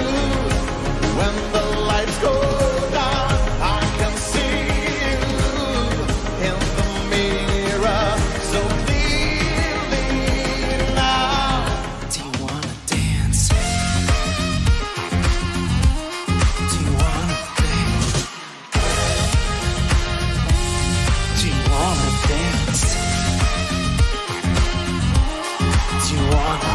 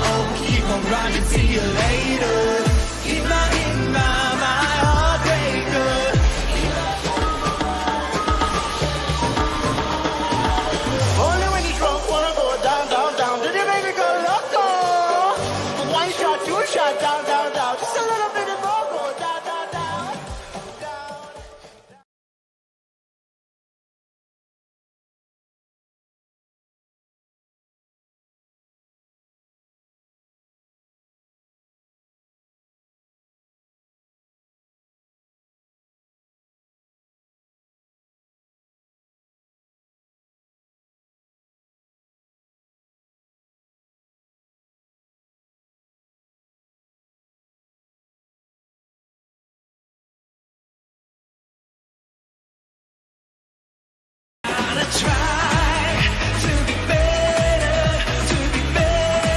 every day. Gotta fight forever, never let her slip away. Guess what, they want me in the movie. I just received my script. Okay, can you hear me? Yes, everything So is fine. Absolutely nothing happened. None of you saw anything. I had issues because apparently the video was playing, but I only looked at myself. And for some reason, it disappeared on my screen. So apparently it was still showing on the stream, but I didn't see it. So I was like, So hopefully you can see us now. It's like, I think I need a new laptop. This one is just anytime I have more than 3 windows open, it slows down. Anyways, let's talk this through. Once again, Malta has made a decision. Ultimately, the jury decided, there was a jury and the televote, that Mad Blacks with Up should go to Eurovision. The televoters disagreed, and they said it should be the busker dance, Our Own Party. You're giggling already. I was going to go first, but why don't you go ahead, Gabe? It's just, I love how much of a disaster bop that Matt Black song was. How did he win the jury vote? I don't know. I just don't know. Who was on that jury? I mean, I saw names there. I didn't watch the results. He got what's his name of the song again? Up. Up got 10, 10, 7, 8, 10. Okay, anyway, go ahead. I've got to be honest, Matt. I really enjoyed it. I listened to it once and I thought, this is horrible. And then I listened to it again and I thought, oh my God, this is so horrible. I love it. All your like good faith about Croatia, like, it's gone. And now that one, you can look past the musical merit, but okay. So, hypocrite. It's not my favorite. It's not my favorite, but it's just so ridiculous, but in a good way, not in a bad way. Like, you know what? And it didn't win either. It was good. It was good and harmless, and it came in the top 5, but didn't win, which is what it should have done. And we will all remember it fondly as a result. Now, sorry, you go. I've got that out of my system now. All yours. Go ahead. Yeah. So the televote gave the busker a landslide victory with Dance Our Own Party, 80 points, and that one was enough by a significant margin to actually win. That means Malta is sending the busker Dance Our Own Party to Eurovision. And once again, Malta, it's like everything was in the first half. Also, first half of semi-final 1, fighting it there. Let's talk this through, since I think we should start off on a good note. So I'll go first. There was a lot of like negativity thrown at Malta throughout this national final season. I didn't watch it until all the songs finally, like this morning. And I was like, I really like the winning song. I'm not saying it's any sort of like masterpiece. It's in certain ways simplistic, but I actually really like it. And why it's good, they got the feel of the song right. I know people will make the comparison to Sunstruck Project because flipping saxophone, but there's more than, they didn't invent that instrument. It's, first of all, it has a very different pace and a very different feel to it. This one actually goes really back to like certain 80s song. I could even see like Eddie Murphy singing that back in the 80s kind of thing. But they captured that feel of the song quite well. It's actually a lot more intricate than people give it credit for. I hope there are a few things here and there that can fix, so maybe a little bit of a revamp to give a little bit more oomph. But I do think that the song itself is really nice. I really like it. And that's just how I feel. And I was surprised to see all that negativity out there. I'm a fan. And I will probably be rooting for Malta. Gabe. See, Matt, this is why I like you, because of your correct opinions. Oh, really? Because it was my favorite as well. I loved it. That saxophone, it's so catchy. I think it's a bit like Uptown Funk. Yeah, personally. I can see that. If I had to compare it to another song, I'd compare it to Uptown Funk, or maybe like Bomb Bomb by Sam and the Womp, if you've heard that. I think it's Sam and the Womp. They only had one song, and it was the song with it had a saxophone, as you can imagine. I think it's really good. It's definitely qualifying. It's really catchy. It's fun. So when I listened through the songs, I was like it did stick out for me. The other song I really liked got disqualified, which was Regina by Aiden. That was probably my favorite when I listened to it. I'm like, oh wow, no wonder people were talking about it. And then that disappeared. Yeah. I think I'm not worried about that. He'll be back. He clearly wants to do it. He'll do it a few more times, I think. And the interval act thing that he did was clearly a peace offering from Maltese TV, so he'd come back. Like, don't sue me. They were like, I'm going to sue your asses. And yeah, exactly. But the other thing, and someone mentioned this in chat, I found it really funny how they clearly spent 98% of the budget on Brooke's performance. Because obviously the Maltese broadcaster is obviously not known for leaning on the scales or spending obscene amounts of money for the chosen one. The chosen one in this case was Brooke. They spent insane amount of money, so much it got a public inquiry on promoting Destiny's song. Can I piss off everyone in the chat? Yes. Oh, because it's been Gabe all day, so let me do it just for once. Brooke song Checkmate, the most overrated song of the season. I did not get it at all. It was probably like my number 8 or 9, maybe, in the running. Again, what did I miss? It reminds me of that Danish song we talked about earlier that was super popular, then completely flopped. That's how I felt about this one. And again, is it horrible? No, but it's unremarkable to me. And it's one of those songs because I saw the hype, and maybe because I knew there was a hype, that I maybe had higher expectations. So it's probably my own fault. But considering how much people were talking about it, I was expecting something really cool. And I like Brooks, and she had some really good music. So that's why I was like, okay, this is gonna be good. And I was like, no. She came 5th in the televote. I mean, even the televote was like, all right, and 4th with the jury. So it completely underperformed for that reason. So I didn't get it. So I was not too sad about it, to be honest. I'm sad for her because she really wants to go to Eurovision. So it's nothing against her. She's a great singer and great artist. That just wasn't a song for me. Gabe, you probably bring it up a little. I liked it more than you did, but it wasn't like my favorite. I think on the pop girly index from 1 to 10, I would score this at about a 5.5. Okay. Now that doesn't reflect like the 1 to 10 of rating. I'm talking in terms of what fulfills the requirements of pop girly, and she scored quite low on the actual quality of the song in my head. I haven't quite scientifically mapped this out yet, but I'll work on it. I'll come back to you in a few weeks with like a matrix. Okay. But I enjoyed it. It didn't strike me as the winner that everyone seemed to be thinking it was, so I wasn't surprised that it didn't. I was pleasantly surprised by what did win, but maybe the fact that you and I both looked at it and went, oh, this is really catchy, means that actually quite a lot of other people were doing that as well. I think, again, like I say, an honourable mention to Aiden and to the Matt Black song, which I just found fun. I'm glad it didn't win, but I did quite enjoy it.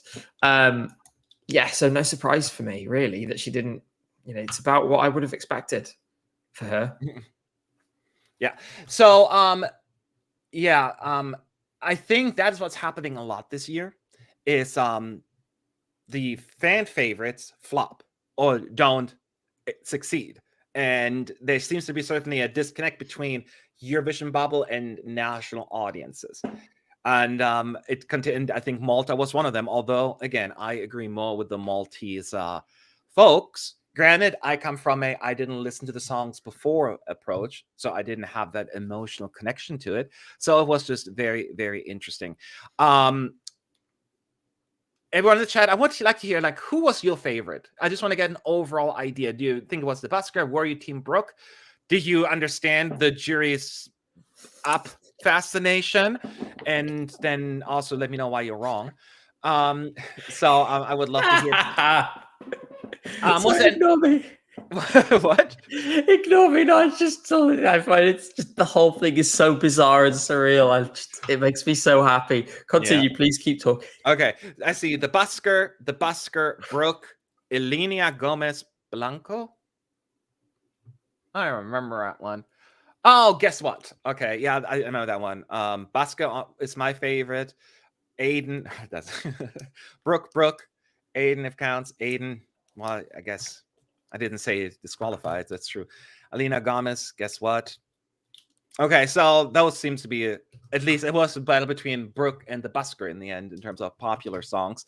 And my apologies about Brooke. Of course, that's just my opinion. I didn't get it. I didn't get the hype. That's all. But if you liked it, by all means, go for it. It just, I missed that train.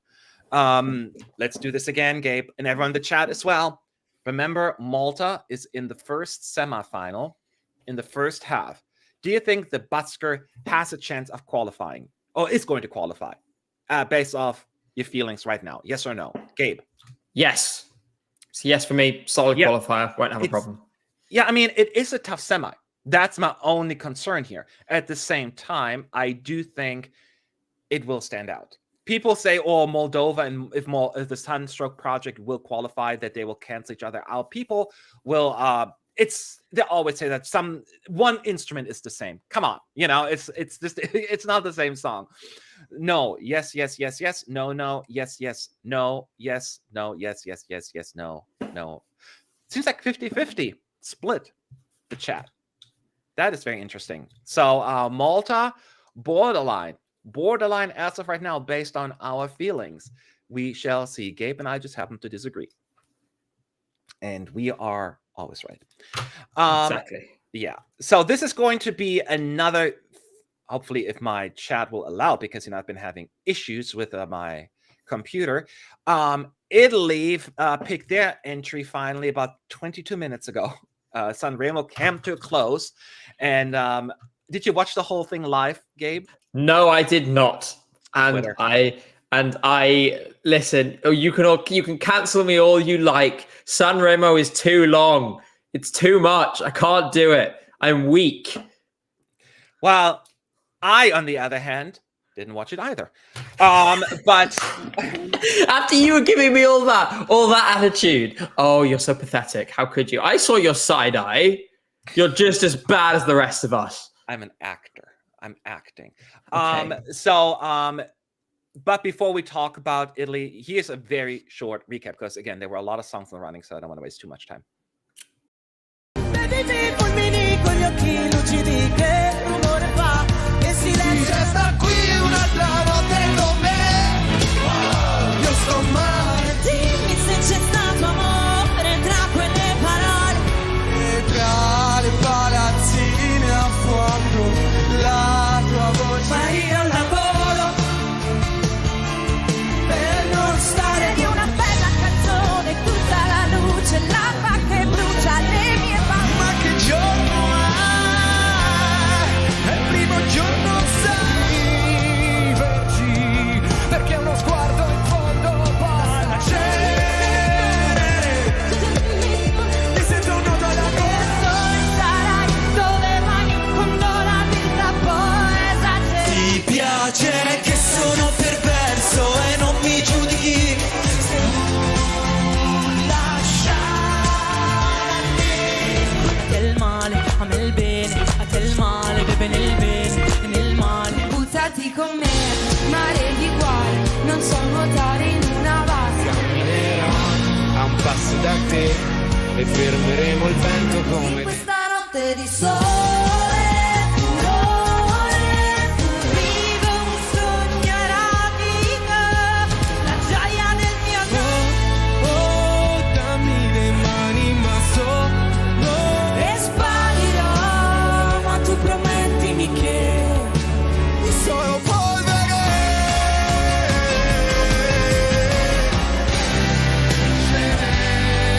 Ma è successo tutto tra ti grido pure un po' banale, come dirti che se non ci sei non so che fare. E sai che uno lo usa per ridere i giorni di festa, ma che ti sembra un mostro.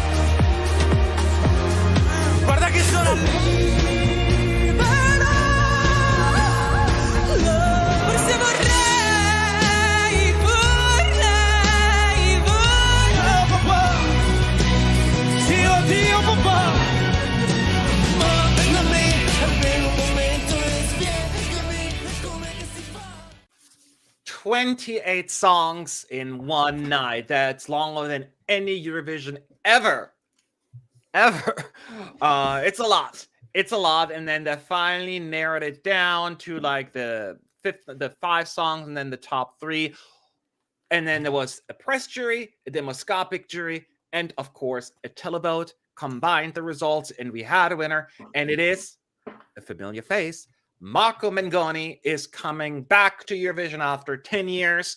The name of the song is Due Vite, and it's Italy. Therefore, Big 5, no semifinals. They're sitting safe. They can watch the first few days just from the sidelines while everybody else is fighting for the spots. Marco, see you in the grand final, of course. And Italy, always a force to be reckoned with at the contest. The question is it going to happen again this year, or is that the year where they are going to underperform? It happens every once in a while, but not all the time.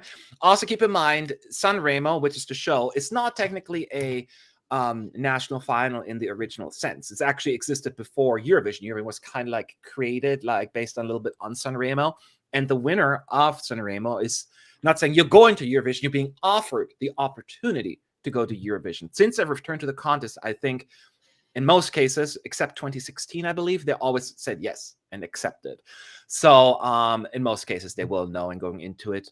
Now that Eurovision has become a bigger thing in Italy again, since they've been back for 12 years now, it's become a lot more of a thing. So Marco already confirmed he is going to Eurovision, although he said in an interview before we get started that somebody asked, so are you going to go with that song? He's like, well, we'll see. I don't know. I have to see once we have to cut the song because it's 45 minutes too long based on the Eurovision rules if I send this or something else.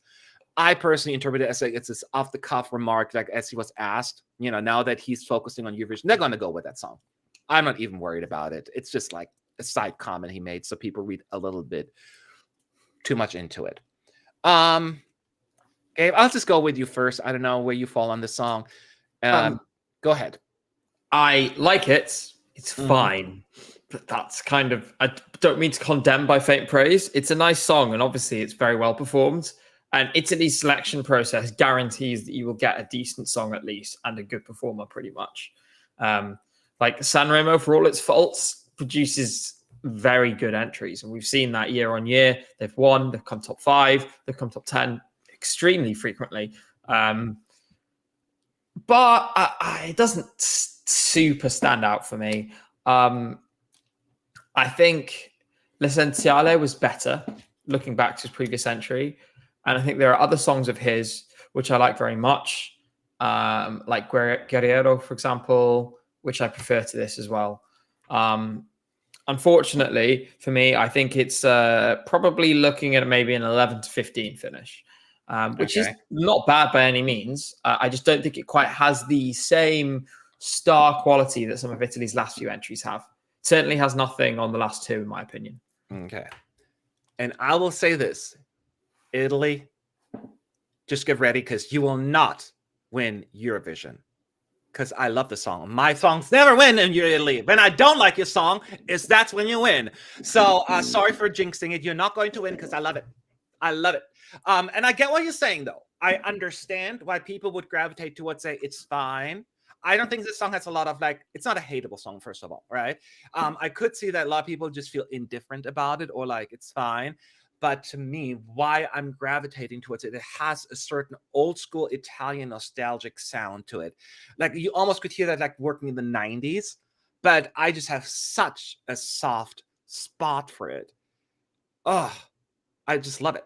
I did my reaction video earlier. I just watched it this morning. I was like, it just totally got to me. And to me, L'Essenziale was a fine song, but it didn't gravitate towards it. This one, to me, it got me. And I feel as Marco is a different artist now. Clearly, it's been 10 years, so he has evolved. And I can feel it. Because one of the things that I struggled with L'Essenziale and his performance, it was very cut off. Like he was just doing his own thing and he didn't let us in. He didn't connect with the camera. He was very cold. And for maybe some people work, but it turned me off. I feel as even though he still could make more camera contact, there was a certain I could connect with him more. There was a passion that I didn't see before with him. And I absolutely gravitated towards it. And he let me in. It felt almost like a little bit more Salvador Sobral, where he doesn't really look in the camera, but he does his own thing and he invites us in and doesn't shut us out. And that is how I feel about it. And I really, really enjoyed it. I was just like, oh, I'm not worried about him not singing that song. It comes down to I do think like the song is kind of a flow to me. It feels kind of right, so I understand it's going to be difficult to cut it down. So I'm a little bit nervous about that too. I agree, but I don't.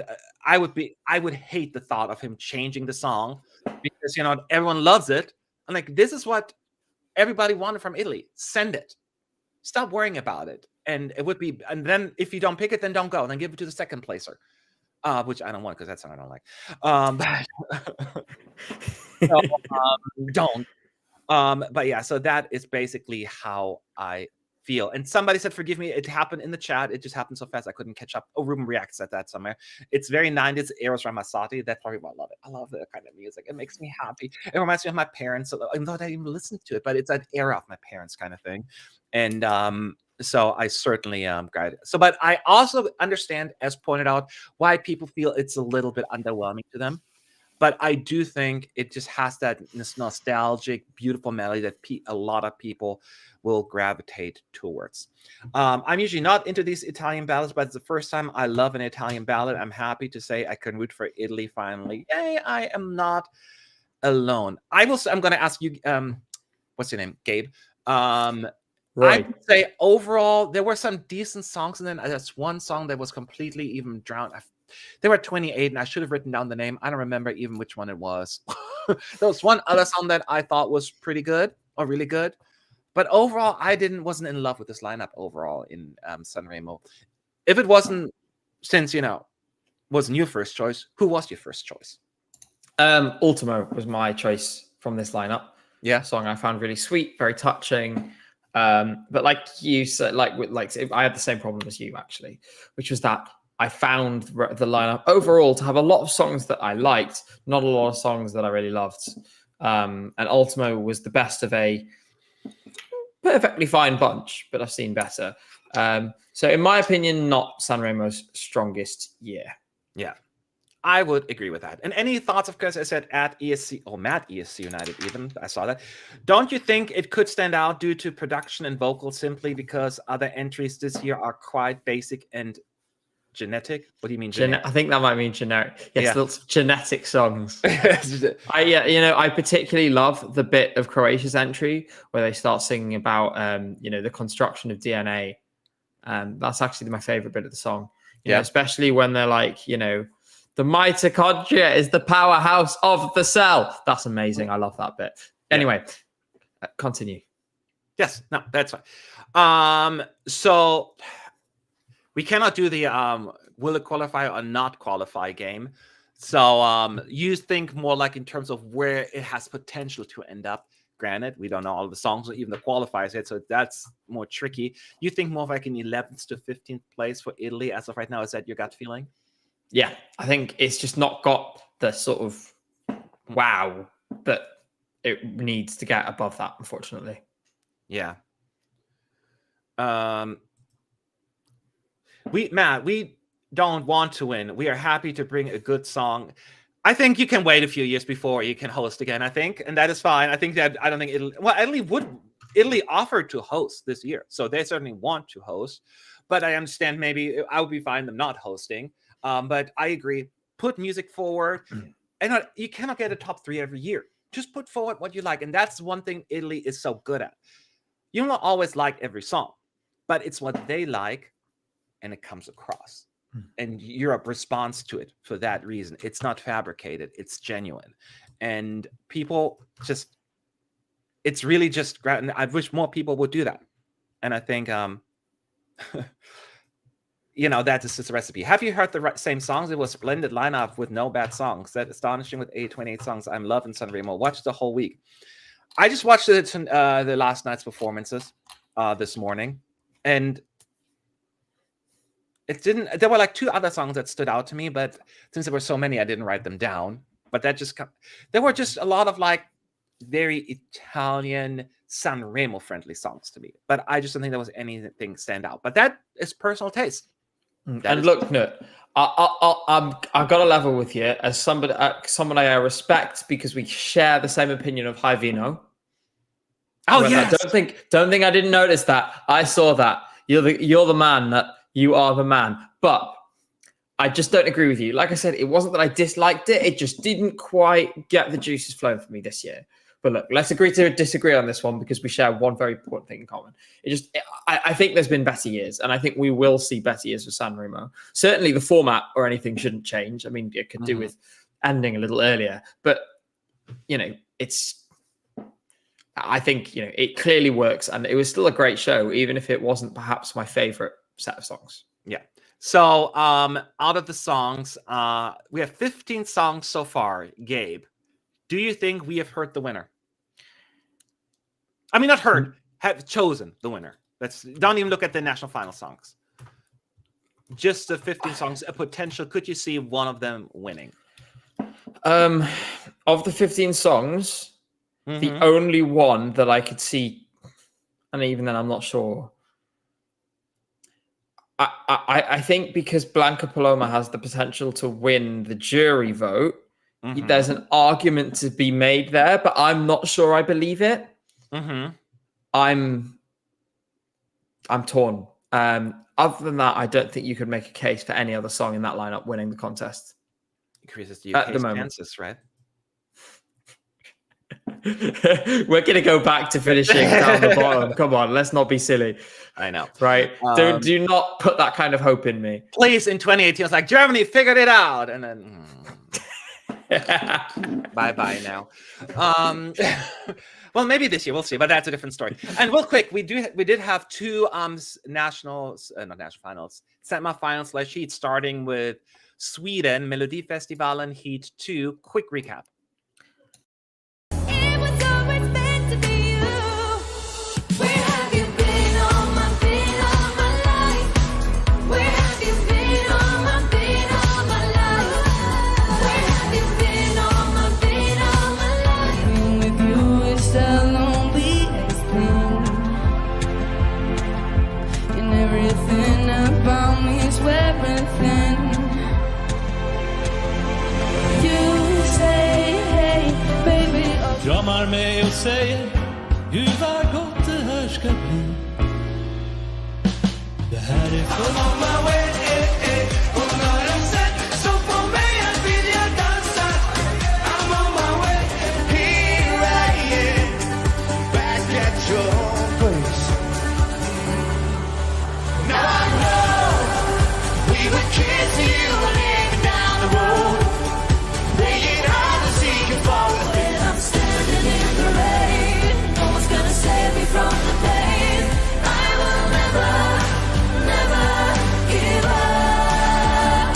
When I'm crying out in chains, I don't have surrender in my way. Finns natten har tagit slut, finns inget mer som förut. Vet av dig, vet bara vi här och nu. För ingen av mig som du. Okay, so 7 songs in the running. As always, 2 of them went through to the finals directly, and another 2 songs will now battle it out in what they used to be second chance. Now they call it the semi-final because this is a heat. Technicalities here. As a reminder, Maria Sir was the first qualifier going straight through the first round of voting with Never Give Up. And then the remaining 6 were up for a vote again, where the different age groups voted, blah, blah, blah. And then ultimately the song that made the cut, it was a fairly close race, was Paneta's On My Way as the second direct qualifier, giving Theos with Mer Dik as wild card or semi-final slot, as well as Tennessee Tears, Now I Know. That means Oye Brandelius is out, Eden is out, and Victoria, one of the Melodifestivalen big... Is that acting, or were you like actually surprised? I was like, half and half. Is out. So that is where we're at. Let's talk this through.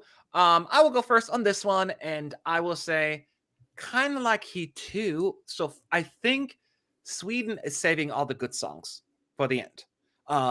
Because I was underwhelmed with this one. I will say I kind of agree with the top 4 chosen by the people, just a different order. So I personally thought that, and I didn't think I would like it the best, but here I am, was Tennessee Tears. Now I know. I know it's a little bit too country almost for my like, but I like the vocals and I like the energy of the song. And I probably would have put Theos. Actually, the two wild cards are my qualifiers, actually. So that how I would have chosen the outcome. And then Victoria, second chance, and I'm gonna have a very controversial opinion here. Panatos, second chance, and I know Maria Sir won and was the first one through. It's just not a song that's for me. It's a very banal ballad to me, and but that's what Sweden wanted to put through, and that is their taste. But Sweden and I often don't agree on music taste, anyways. Gabe, your thoughts? Oh boy, Sam. I have to say, Mello has taken an interesting turn this year. I don't think there's, because it's Sweden, I think we are more inclined to say, oh, they're saving all the good songs for the end. I think it's just not a strong year. I still hold out hope that Lorraine's will coming. save them or something. Lorraine is still in. The game. There could very well be a winner in those last two heats, but like I think they might just be having an off year. The thing I've written here is Maria Sir is the best of a bad bunch, and I stand by that. I thought Maria Sir's voice was very good. The song's a bit hackneyed, but it won't. None of these songs are going to be the entry anyway, so that doesn't bother me. Of the others, I thought Theos is showing impressive growth as an artist, and I think we will see him on Eurovision stage eventually, a few years down the line, maybe. Victoria, I would have put it through personally. It was, I think it deserved better than fifth, but it was not a strong showing from her compared to some of her past songs. Yes. And I know that she is one of the ultimate mellow pop girlies, but it just was not a strong year for her, I'm afraid. I think we'll see her again because we usually do. But it didn't surprise me that much when I heard it. As for the others, I thought, the two at the bottom, unfortunately, and all the jurors ranked them last or second last as well, the two at the bottom. So I wasn't too surprised to see them not going through. Neither of them struck me as qualifying potential. Overall, I would say I think the result is broadly fair. So we agree on like 3 out of 4, but probably not in the same order. Yeah. I mean, I am trying to understand. Again, Maria Sir's song is similar to some of the other songs. We're like clearly the favorite because it won the first round. I don't understand. I was like, it just sounds like an average ballad. Her voice, fine. Yeah, she has a nice voice, but it was also such a lot backtrack. I thought it was a very underwhelming song. So I don't know what people hear, but that is just their taste, I guess, But again, Sweden and I hardly ever agree. So it's very interesting to look at the results of the second round of voting because the older folks were gravitating towards Tennessee Tears. But the younger ones did not like it. And then On My Way was, well, not the opposite because they always were in the top, basically. But Theo's song basically was more appreciated by the younger folks, and then the oldest slightly different. I didn't watch the clip, so I didn't know. So Maria's from Ukraine? Yes, I believe she moved to Sweden in the last year. At the same time, I think I think these things can be overstated somewhat. It is now, the war has now been going on a year. A lot of that stuff, obviously it peaked with, I think there was some degree of solidarity in the Stefania vote last year. I don't think that's controversial to say. Not that I was mad about it because I really enjoyed that song anyway. But I think we're at the point now where it's making a smaller difference. She has a great voice. That song was going to the final anyway, especially in this semi, which was not very strong. So maybe it factored in for some people, but let's not over-egg it. That was going to the final anyway, in my opinion. It was not amid a difficult... It was not faced with a difficult challenge, to be blunt about it, in my opinion. Yeah, I usually would agree with you actually with that. I guess to me it's surprised because I'm like, I didn't see any appeal in the song.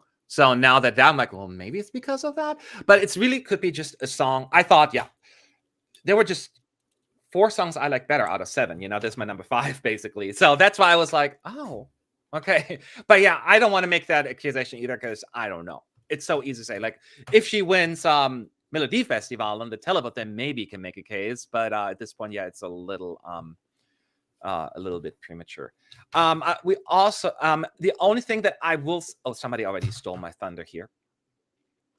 Is about Sweden likes the underdog story, right? And the Tusse thing more than anything. I think that potentially could Sweden, because Tusse, people are saying we just liked his backstory. People publicly admitted to that. So maybe it's just something similar to that. But that doesn't necessarily also translate to the entire continent. I mean, you know, just because Sweden decides something doesn't mean everybody is going to follow suit with that either. Maria is second in the betting odds. I wouldn't pay too much attention to those betting odds for Mellow until we've seen all the songs. Like, it will change massively before we get to the final. We have half the song still to hear. It is early days. Everyone calm down. That's all I'm going to say on that for now. Yeah. All right. And then Lithuania had, we talked about Lithuania at length on so many different occasions, and I didn't have even the clip up for it yet. But they had another 5 songs that were chosen to go through. And then we now have the final lineup. Did you watch the results at all for Lithuania, Gabe? Or so no, I've heard all the songs, but I don't actually recall which songs went through. My favorite is still "Let Me Think About Me." That was my favorite last time we talked about this. That hasn't changed. Yeah. But I don't remember which ones went through. You don't what? So I don't remember which ones went through. Okay. Sorry. That's okay. I actually, as we were talking, I tried to load it, and it's almost uploaded. Here, let me see if is this it? I think this is it. Here's the recap real quick. Let me think about it. With me, I can't ignore. I wanna talk about it. Baby, when I'm with you. Let me think about me. You think we do it. I know you think about me. That's what I'll do.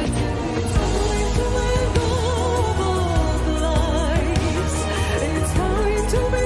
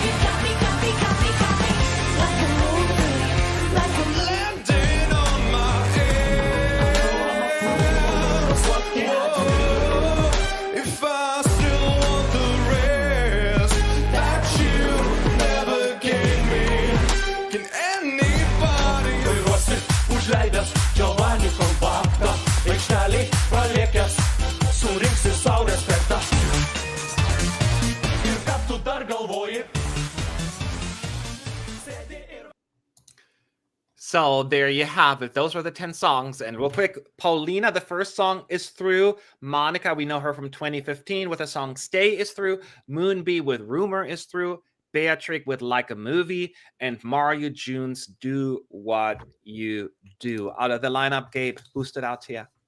It was Paulina, Let Me Think About Me, which is my favorite song in the selection. It has been since I first heard it. It still is. I also quite enjoyed Midnight Train by Matt Len, a bit more than I expected to, but that flopped and did not make it through, unfortunately. It only got 4 from the public, 4 from the jury. So, yeah, I mean, to be honest, everything I basically said everything I had to say about this national final already. I don't think it's the strongest. I think Paulina is the best. And I think she'd have a good chance at making the final as well in May. Ruta Moore as well. She's good. She's got that kind of, it's very British pop, 90s pop kind of vibe to her voice. So I'm looking forward to seeing if she gets through. That might be fun as well. Beyond that, my opinions have not changed that much on this, I've got to say. There hasn't been much to persuade me that any other song is the right fit for me or for the contest. Yeah. I would say I thought the first time I had better options, but according to my taste. The only song I truly cared for didn't even qualify, which was Gebrasi's Saw Your Ghost. So I was like, well, I don't care anyways. But besides that one, then, since if I had to pick one, I would probably either between Like a Movie is Okay by Beatrix, and I also think that the other song, Moonbee Rumor, those two are fine to me. But the only song I truly would even want to win is Petunia, Love of My Life. Overall, I will agree. Not necessarily my favorite national final, but Lithuania has this thing where I'm not really into their song a whole lot, but then I get used to them quickly. They're very growers, Lithuania, to me, and then you start liking them. And that is kind of how I feel like what's going to happen here as well. But there's nothing that jumped at me. I was like, that's my song. That's my song. It's a country of growers, not showers. I think you're right. Yeah. But I think there's not going to be much to show once it's grown on this occasion. Just outside of the few for me, I get there's some other strange things going on. Like if you look into the votes, Il Senso got the public 12 in the other semi. Yeah. That made no sense to me because I thought it was poorly performed and it would crash if it got chosen. But you have to look at that because of the voting system. There's so much. If the public really likes a song, it could boost it way up ahead of everyone else at the end. So I'm worried about that, and I hope it doesn't happen. Yeah. I guess we'll have to see. It was actually, I'm going to be honest, probably my second favorite in that semi, but that doesn't mean a whole lot. The live performance wasn't good, but the song to me is at least a little bit more memorable than some of the other ones. Petunia was my number one there, and I think it stays my number one in the running. We shall see. Oop, getting a call here. So now I think we covered all 9 shows. So why don't we open up it for general Q&A? Anything you want to ask your related preferred at ESC United in the chat. Gabe and I will answer your question to the best of our abilities. And in the meantime, I also just wanted to bring up the calendar, what we have to expect for next week. And it's going to be, thankfully, a little more quiet next Sunday because we're going to have Sweden's Melodifestivalen, Heat 3, Lithuania, the finals, and Iceland's first semi. So it's going to be easy peasy. We also have Poland songs being announced in midweek. And that's about it. And then on the Sunday, actually, we're going to have the French song that apparently will be released. So at least we'll get that. But it's a whole lot more manageable. All right, let's ask a few questions. Ali H, what remaining national finals are you most looking forward to? For me, 3 of them are in particular sending out Finland number 1 because, that one is just not a bad option. So I'm really excited which one's going to win. And that's a super big fan favorite, of course. That's going to be very anticipated for bias reasons. Of course, I'm really curious about Germany, if they're going to mess it up or not. And then I'm also have a soft spot for Poland. I cannot wait for the songs. So those are the 3 I look forward to the most. Gabe. I've got to say, San Marino will be chaos. So I can't wait for Una I forgot about Voce. those. It's going to be so much fun. Last year was just absolute madness. Like songs getting disqualified for running 2 seconds too long, like and stuff like that. It was brilliant and ridiculous. And hopefully they will end up with something as brilliant and ridiculous as Aquile last year. Justice for Aquile, by the way. I'm still not over that. And Germany will depress me too much. So on that basis, I'm looking forward to Moldova instead. I think there's some fun songs in the running there. I really like Aliona Moon's song, so I'm excited for that. If I had to pick one more, I have to say I'm still going to go with Sweden because I just feel that I'm holding on that there'll be a couple of songs I can really root for in the next 2 heats, because then at the end I can go and watch them lose in the live show when I watch that on the night, and get very drunk and cry about it afterwards. That's all I want, Sweden. So make it happen. Get me invested in the next 2 weeks. That's your challenge. All right, there you here. You better do it, peeps. Sebastian is asking, where can you see Denmark finishing? Since you were not there for the whole thing. As of right now, Gabe, first question is, do you think Denmark has a good chance of qualifying or not? Yes. And where do you think potentially Denmark could look at? 15th to 20th, in my opinion. Yeah, It'll do well, but not too well. I think I was between 13th and 18th for me. I think it could potentially do, like, not comparing the song, Leonora, what's her name, right? With Love Is Forever. I'm just saying, like, it's often like this underappreciated song that people just don't have on their radar, but then they don't flop. There is a certain appeal sometimes that Denmark has with their songs. They're a little bit low key, but people still like them enough. And they may not blow off the charts, but people still vote for it. And I think this kind of song falls into a similar bucket there for me. Again, I'm not saying it's the same song or same quality. I'm just saying it has that certain niche, Denmark. That's like even Rasmus with Higher Grounds. People didn't talk about it much until he did really, really well all of a sudden. He won the televote in his semi-final, if the memory serves. Yeah. And then he came 5th, I think, in the televote overall. Have you talked about... Oh, you haven't heard about... Yeah, people, in case you haven't heard... Czech Republic is no longer part of Eurovision. It's now Czechia officially as of today. EBU has changed the wording. So Czech Republic in the past, it always bothered me because some people call it Czechia, but the EBU terms was still Czech Republic, and people get mad when I say Czech Republic of Czechia, but then if I use Czechia, people get confused. So going forward, it will be Czechia.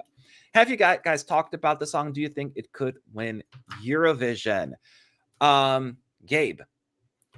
It's not winning Eurovision. It will do quite well because it's a good song.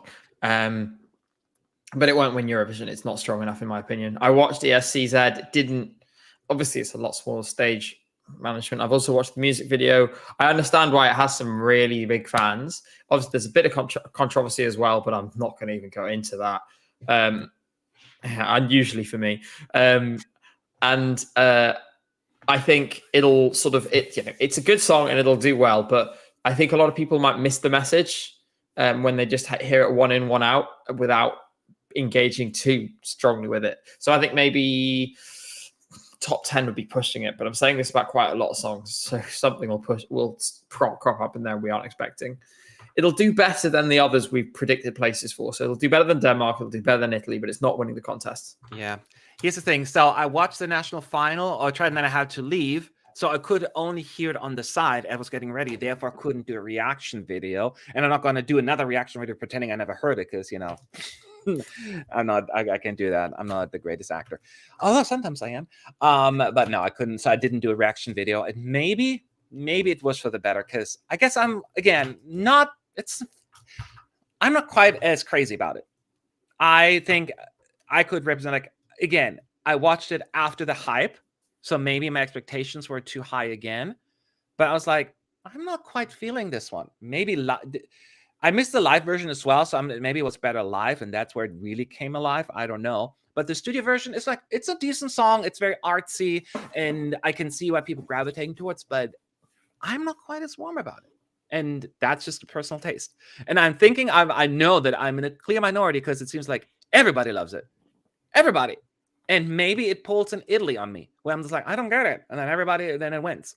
So it could totally be that kind of case, but I'm just not quite as crazy about it. I don't hate it though. It's a good song and maybe it'll win me over. It's just, as of right now, it is not like up there in my ranking. Do you believe on Ukraine win due to the circumstances? Keep up the great work. Second part, thank you so much. First part, very tricky questions, and I hate you putting us in that situation right now. So, but here's the thing: we obviously live in a real world, and I understand why people are talking about it. And because, as you mentioned earlier, Gabe, I mean, you cannot argue there was a sympathy vote for Ukraine. You can make a case Ukraine would have won regardless, with or without the war, because it was a great song. But the fact, the amount of points it got, and that it was in everyone's top 3, basically, unheard of, will never happen again. I think it's hard to deny that fact. Because, and as of right now, Ukraine is the betting odds favorite as well. Certainly not in the same realm as it was last year, but certainly still considered the potential winner. Do you think we're going to, and you mentioned earlier, it may not be, I wouldn't call it a war now because we still care and we still are on the side of Ukraine, but in terms of like day-to-day lives, we adjusted more, for the lack of a better word. I don't know how to phrase it, but do you think it's going to have as much of an impact? I think it's certainly less raw than it was at that time. At that time, it had just happened, so it was a very emotional thing, a very emotionally raw thing. Obviously, it's still emotional and it's still, raw, not least for the millions of Ukrainians who've either lost their homes or been forced to flee, or who are fighting, and giving their lives to defend, not just their freedom, but all of ours as well. At the same time, I think a lot of the things that were true of last year aren't true now. Certainly in May last year, I think that if you look at the content of Stefania and the style of song that it was the exact right song for that moment, and it resonated with people for that reason. I think this song, it's a very different kind of song. And we are now a lot further into this conflict. People are not just going to... And also, now it's happened once. The people who all voted for Ukraine last year will go, oh, well, I voted for Ukraine last year. I wanted them to win last year. So they've done that now. They don't need to do it again. For those people who voted for it for that reason. Obviously, there are a lot of people just voted for it because they liked it. So I don't think we're going to see anything like that. I think Ukraine will do well. They might still get a bit of a bump, but it'll be nothing like what we've seen last year. Not even close. Yeah, I don't think so either. And as always, keep asking questions at ESC United. Do you think a Big 5 country will win this year? Obviously, that's hard to say since we only have Italy and Spain for right now, right? So Germany, UK, and France are still TBD. Germany, at least we know what's in the running. UK and France, we don't know. France has a big name. They even decided, let's not even have a national final because we think we have a good song. And they think and they want to win Eurovision. So I could see France putting forward a fantastic entry. So they're on my radar. So I don't know about them. And for UK, Gabe, TBD. Only because I'm hoping this was not a fluke.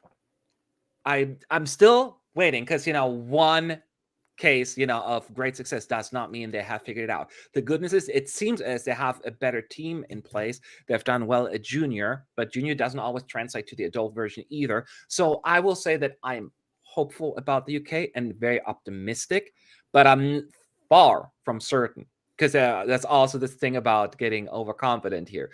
So, but I'm cautiously optimistic with the UK. Whether or not it's good enough to win, I don't know. If any of the songs right now, countries, potentially France, is on my radar. How about you, Gabe? I agree with pretty much everything you said. I think France, let's wait and see what they come out with. I think they do have a good shot. They've got a good artist, and hopefully the song will match that.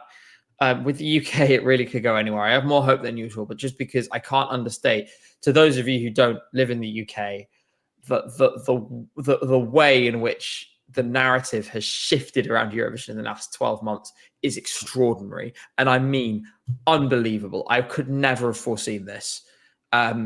we're televising the allocation draw on TV. There's articles. The BBC was writing articles about Super Saturday. It's in the news every week. Everyone's really excited about it. There's this mad rush for accommodation and tickets among British people, not just fans, but the general public. So if one of the big obstacles for British artists in Eurovision is people saying that it's a career killer and that it's embarrassing if you do it, and that it's going to set you back. That impression has been shifted now. So that opens up a lot of possibilities, but they are just possibilities until we actually have the song, which we don't yet. So we have to wait and see. I'm choosing to be optimistic, but cautiously so, because it could just as easily go back to Michael Rice. Oh yeah, and so because again, as like a former German, if you will, I know how it quickly can turn sour, and we don't want to get ahead of ourselves. But the nice thing is, and especially the Brits know that now, everyone's rooting for the UK. There is like this, like keep it up. We want you to do good music because you have the best music market on the continent here. So that's the thing. It's nice. Who do you think is going to get the best place based on songs right now? We're not even talking about winning, Gabe. So out of the songs chosen for who has the potential to end up the highest? Based on my first instinct, you can make a case for Spain. I'm still not quite sure about the televoters there. They're going to do well with the televoters. I just don't think it's going to be maybe as high. I could see Norway actually do pretty well out of the songs chosen so far. So based on my gut feeling right now, I will say Norway. How about you? I agree. Again, I agree with basically everything you said. I think Spain and Norway are the clear best two of what we've seen so far. For me, I think it is Spain that just edges it. Not by much, but Spain will do the best. I think, again, we haven't heard a winner yet, but we could have heard at least two songs to come in the top 5 in Spain and Norway. And I think they'll be in the top 10 come May, no matter what happens from this point on. Yeah. No. I agree. How excited are you for the German national final? There's lots of good variety and possible drama sourced with Ike Hüftgold in who is polarizing as hell. And I think we can officially make this one the understatement of the year. So yes, I am thrilled that Germany has a lot of variety this year. Even if I hope they're not going to flop, only because I feel like they put effort forward. They tried. Let's do different things. And I want them to be rewarded. So I'm really excited. I am nervous now because, although not that nervous, because have you listened to the last song that Germany added to the lineup, Gabe, at all? It's not yet. I've actually been, I've not got to the German national final yet. Because I'm not sure if I can face it. The thing is, I'm not excited about it because it's been so crap for the last few years, is the problem. Yeah. You will be, I'm not saying you're going to love everything or think it's an amazing national final. Some people think it's okay, but it is certainly an upgrade.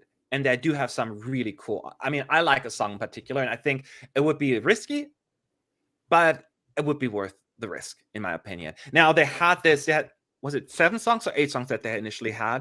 And then they had a TikTok wildcard episode, and they added a song in German called I forgot the name. Wir brauchen jetzt ein Lied ohne Lied mit gutem Text. Lied mit gutem Text. Thank you. Which means a song with great lyrics. Good lyrics. And when I said that last year, I thought it was a review, like a criticism, or like I get somebody commented on the song until it says, oh no, that's actually the song. It is, it's German Ballermann music. So music that they listen to like when they go to Spain, Mallorca, this very specific niche sound, which is so dramatic. And it is polarizing to say the least. And until like 16 hours ago, how long? No, less than 12. Yeah, 12 hours ago. I was convinced that it is not going to win. The juries will not allow it, but I saw the Croatian jury go for something that I did not think they would go for. And now I'm a little bit less confident about them not choosing it. People would be pissed if that wild card song were to win, but I feel there's a good chance that it could win the televote. And if the juries don't completely destroy it, I could get nervous. But I enjoy the national final, and it is very interesting, the last song. So check it out. You're probably going to hate it. but I still would love to hear from you once next time. Next live stream, I expect you to know all the German songs, okay? I will. I promise you that. Okay, thank you. Do you know if the EBU will be doing TikTok clips during the first rehearsals again this year, or will the press be able to watch? No. I mean, I don't know. First part, no. No. First part, I don't know. Second part, no. So I don't know if they're going to do TikTok clips. I would assume they're going to continue that. I don't know if it's going to be exclusive, though. They didn't say anything because before it was exclusive TikTok, or at least then there was a delay before they were on YouTube. I don't know if that still applies, but I'm pretty sure you'll get the snippets on TikTok as well. The press no longer has access to the rehearsals until the dress rehearsals, which is the second week. So the first week of rehearsals will be very, very limited information. So the excitement and the exposure will be cut in half, basically. There will be virtually no press conferences with the artist. Any sort of promotion will be very limited. They will do some interviews in like the Euro Club and certain events that OJE is hosting, but it will be nothing like what you're used to. So starting this year, you only have basically 1 week of Eurovision coverage. So no live streams or anything like that anymore. One thing, and just quickly going to clarify. The person who says that they heard one of us fart, it's my chair creaking. I don't know if you can hear that in the background. Like it's the chair didn't fart.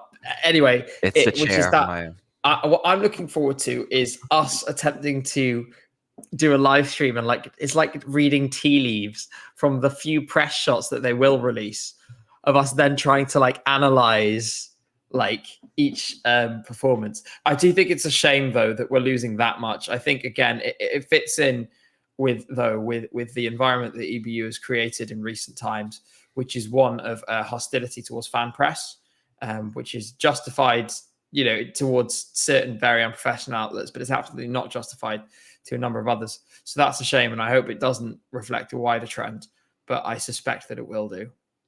Yeah, probably. Almost likely right. Do you think the EBU got rid of the juries in the semis so that we couldn't find mistakes in the voting by comparing their votes from the semis and final? One of the members of the reference group already commented on that, and they basically said the reason why they got rid of the juries in the semis is because of last year's incident, all that cheating that happened between the juries, in order to prevent that from happening, where that could have a major impact, because the results that were used then for the actual one is not that representative in many ways. So they said, we're just gonna throw the baby out with the bathwater. That's how I feel about it. And just got rid of it completely. Do you like the idea, Gabe, the thought of just having a televote rather than a juries? Because you can make the case in most cases. I mean, I think it's usually 8 or 9 songs that they tend to agree on, the groups, in terms of at least, the qualifiers. I think it's all well and good having an all televote, but I think it's a cop-out, and the EBU should instead learn to properly secure the juries to prevent this kind of collusion from happening in the first place. I refuse to believe that there is no solution which would eliminate this problem, which isn't just, like you say, throw the baby out with the bathwater. It seems odd to me. I think at the same time, though, it will improve the results in some ways. I'm thinking about songs like Igranka that were completely torpedoed by the juries. This does stop that from happening. It is now impossible for the juries to torpedo it. Yeah, but on the flip side, then you also don't get songs like Mal from Albania. That would have not even made the cut, so it's like... Yes. And that was possibly my favorite of 2018, having seen it live. Yeah, I didn't think anything of it before the contest, and I saw it live, and I was like, wow. It has its ups and its downs, but if you really can't do it any other way, I guess, if there's no other way you can fix this, but I refuse to believe that's the case. Yeah. And the juries can still cheat in the final, though. That's not a solution. That's why we said what we said. It's, again, to use another expression, it's like rearranging deck chairs on the Titanic. You know what I mean? Like, that's not going to fix the issue. So, I think we're on the same page here, but I don't think the EBU would never rock the boat too much in 1 year. It's always a gradual, slow change, so that's why I cannot go super crazy. But yeah. So basically what you're saying though, Gabe, you would have not gotten rid of the juries in the semis. Yeah, I Right. would have kept them. Yeah. Let's see here. Eurovision has to keep the jury votes. It's important to have the contrast from the televotes. Remember, every story has to have a villain. And yeah, and I know people get also upset when the juries drown your favorites. Happened to all of us, happens to me every year. But at the same time, they often also will then minimize, or you cannot eliminate it, but at least minimize songs like what we've seen in Croatia potentially become more the norm and not the exception. So that is certainly the case. Are you concerned that now the likelihood of 0 points in the semifinal is now very likely? Yes, absolutely. I mean, there's only one group, and we had plenty of 0 pointers in the semis before 2016. But now it's even more likely because it's not even a combined result. It's only a televote. When we only had televotes between 2004 and 2009, we've had plenty of 0 pointers, or several of them. So yeah, you can bet your bottom dollar. It'll happen, but the one good thing is that those artists won't have it like announced on TV, like we had with James Newman, for example, who took it very well, it must be said. But it avoids that, at least. So it softens the blow. Obviously, it's not great, but it's a necessary byproduct of the system, I'm afraid. I'm not sure how we remove that in any other way. Yeah. Azerbaijan's song has been written and produced by an Azerbaijani. That's the first since 2008. That is step one. And step two, because it'll be in English. Maybe non-English song would be nice too. Am I helping for too much, Gabe? Yes, you are. They will never. I would love to sing in this area. I don't think they will. I think, well done, Azerbaijan, for running out of Swedes to write songs for you, I guess. Yeah, I know. And hopefully it's going to be the norm, not the exception. If Maria Sur wins Melfest, do you think that Sweden will have trouble qualifying, given that Sweden shares a semi with Czechia? I feel like the potential Maria voters would gravitate to Vesna. Well, here's the thing. Some commentators will make like a short remark. It's not even guaranteed that everyone will comment on it, and not everyone will get it. Not everyone pays attention to the clip. So it's not as like obvious, like, oh, it's Ukraine. You know what I mean? So it's so hard for me because I don't necessarily get the song. So to me, it's like, if this were to qualify to win Melody Festival, and on paper, I would be confused to see this one qualifying.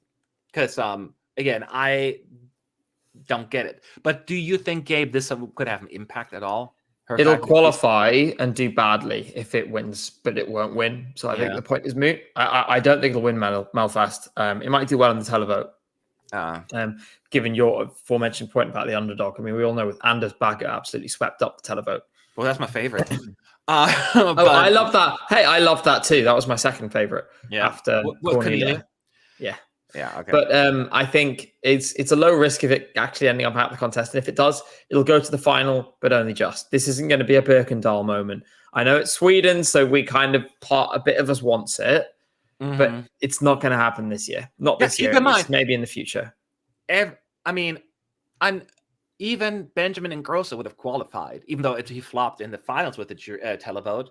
He still would have made the cut. Natuse would have not made the cut, I don't think, right? If it would have been 100% televote, I think. That was the only time I think Sweden would have not qualified. So it could happen. And I think the odds for Sweden to not qualify have increased significantly. But that doesn't mean now, because you don't like a song, all of a sudden it's not going to qualify. Because sometimes people are also going to defense to Sweden a little harsh sometimes. Because, I know that the juries, you can make a case, often overestimate them in the rankings, but they have good songs and very popular songs for a reason. Chart-wise, you can just not argue that.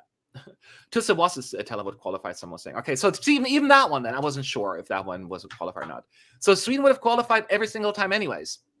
So I think that makes sense. Somebody asked about the possible winner for so far in Eurovision. We already answered that, Ziki. So, but we don't know the winner has been announced yet. We have heard it, at least not been chosen yet.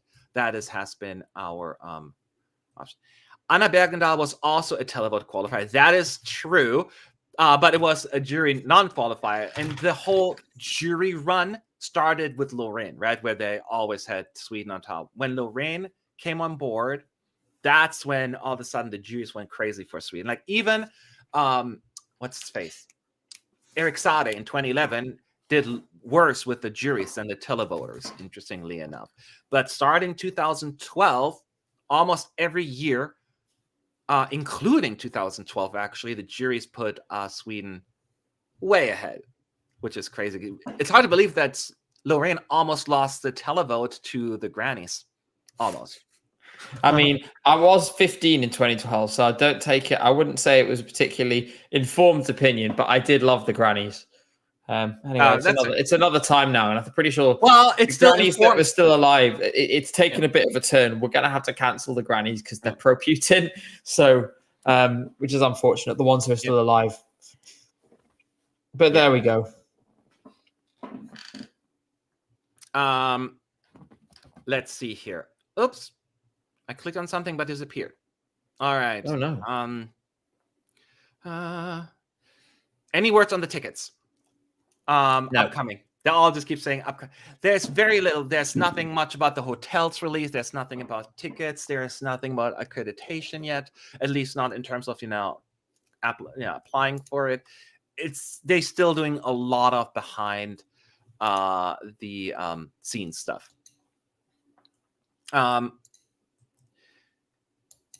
Do you think we could see a new country winning this year? Gabe, is there a country, genuinely, I know we're all going to say San Marino, but in all genuine terms. Did I steal your joke?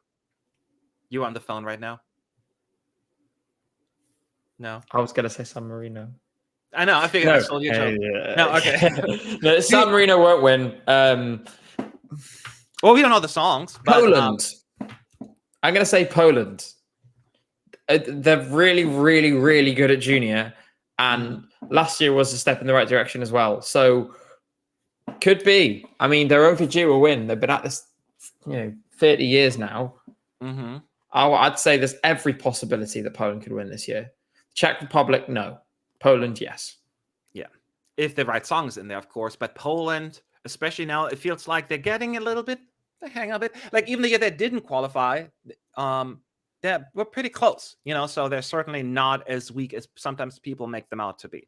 So we shall see. It would be great if Georgia wins for the first time. There has some songwriters and the GSC songs and the artist is great. They often do pretty well at junior, right? So I think what Georgia's situation could be, they could potentially pull a Portugal from a year like we suck, we do a little better, we suck, we win. That it's just the right I get a record point score. I know, right? I think Georgia, with their very risky taking approach, is definitely. And by the way, I see people on Twitch. I'm going to ask you to answer a question as well. That is what Georgia's best shot is. Do you feel like the same way? That just could potentially happen with them, right? Yes, it would be really funny, and I would love to go to Eurovision in Tbilisi. That would be loads of fun. Yes. So make it happen, Georgia. Do you think the UK has, as of right now, the best chance of winning out of the big five? Yes. That's my big call for the night. Yes, I do. Yeah, I mean, I would, but with the caveat, there's France. So that's what I'm always like. France is, UK and France both are on my radar. I'm still not, because France did really well in 21, then kind of went back to 22, like, so now they're all secretive and they're confident. So and they do so great at junior, that I'm a little bit like, okay, I'm watching. In UK, they taste the blood. They don't want to go back to. And while I'm more confident about UK, then like for instance Germany, it feels like they got it. They're like, light bulb. That's what happened last year with them. And that's why I'm so. Yes, even junior they came back and they won the jury vote, adult version. They won the televote, a junior. And again, anything's possible, but I feel pretty. I'm too optimistic, maybe too optimistic than I should be. All right, then here, when will Australia selection? I think you didn't give that one quite the justice. It was more like when Australian selection. when Australia selection. Bitter blue. Yeah, we don't know. We don't have any updates. So my guess is as good as yours. By mid-March, which is the deadline. I know I've missed a little bit like Australia national final here, but hopefully they'll go back to it. But we shall see. All right, everyone, that is enough. This was a long live stream, but it was a long super. Now, next week, I will probably go back to having them after the show, only because, you know, it's fresh on our minds and it's not too late and all of that stuff. So thank you, everyone, for watching. And we will see you on the other side. Until then.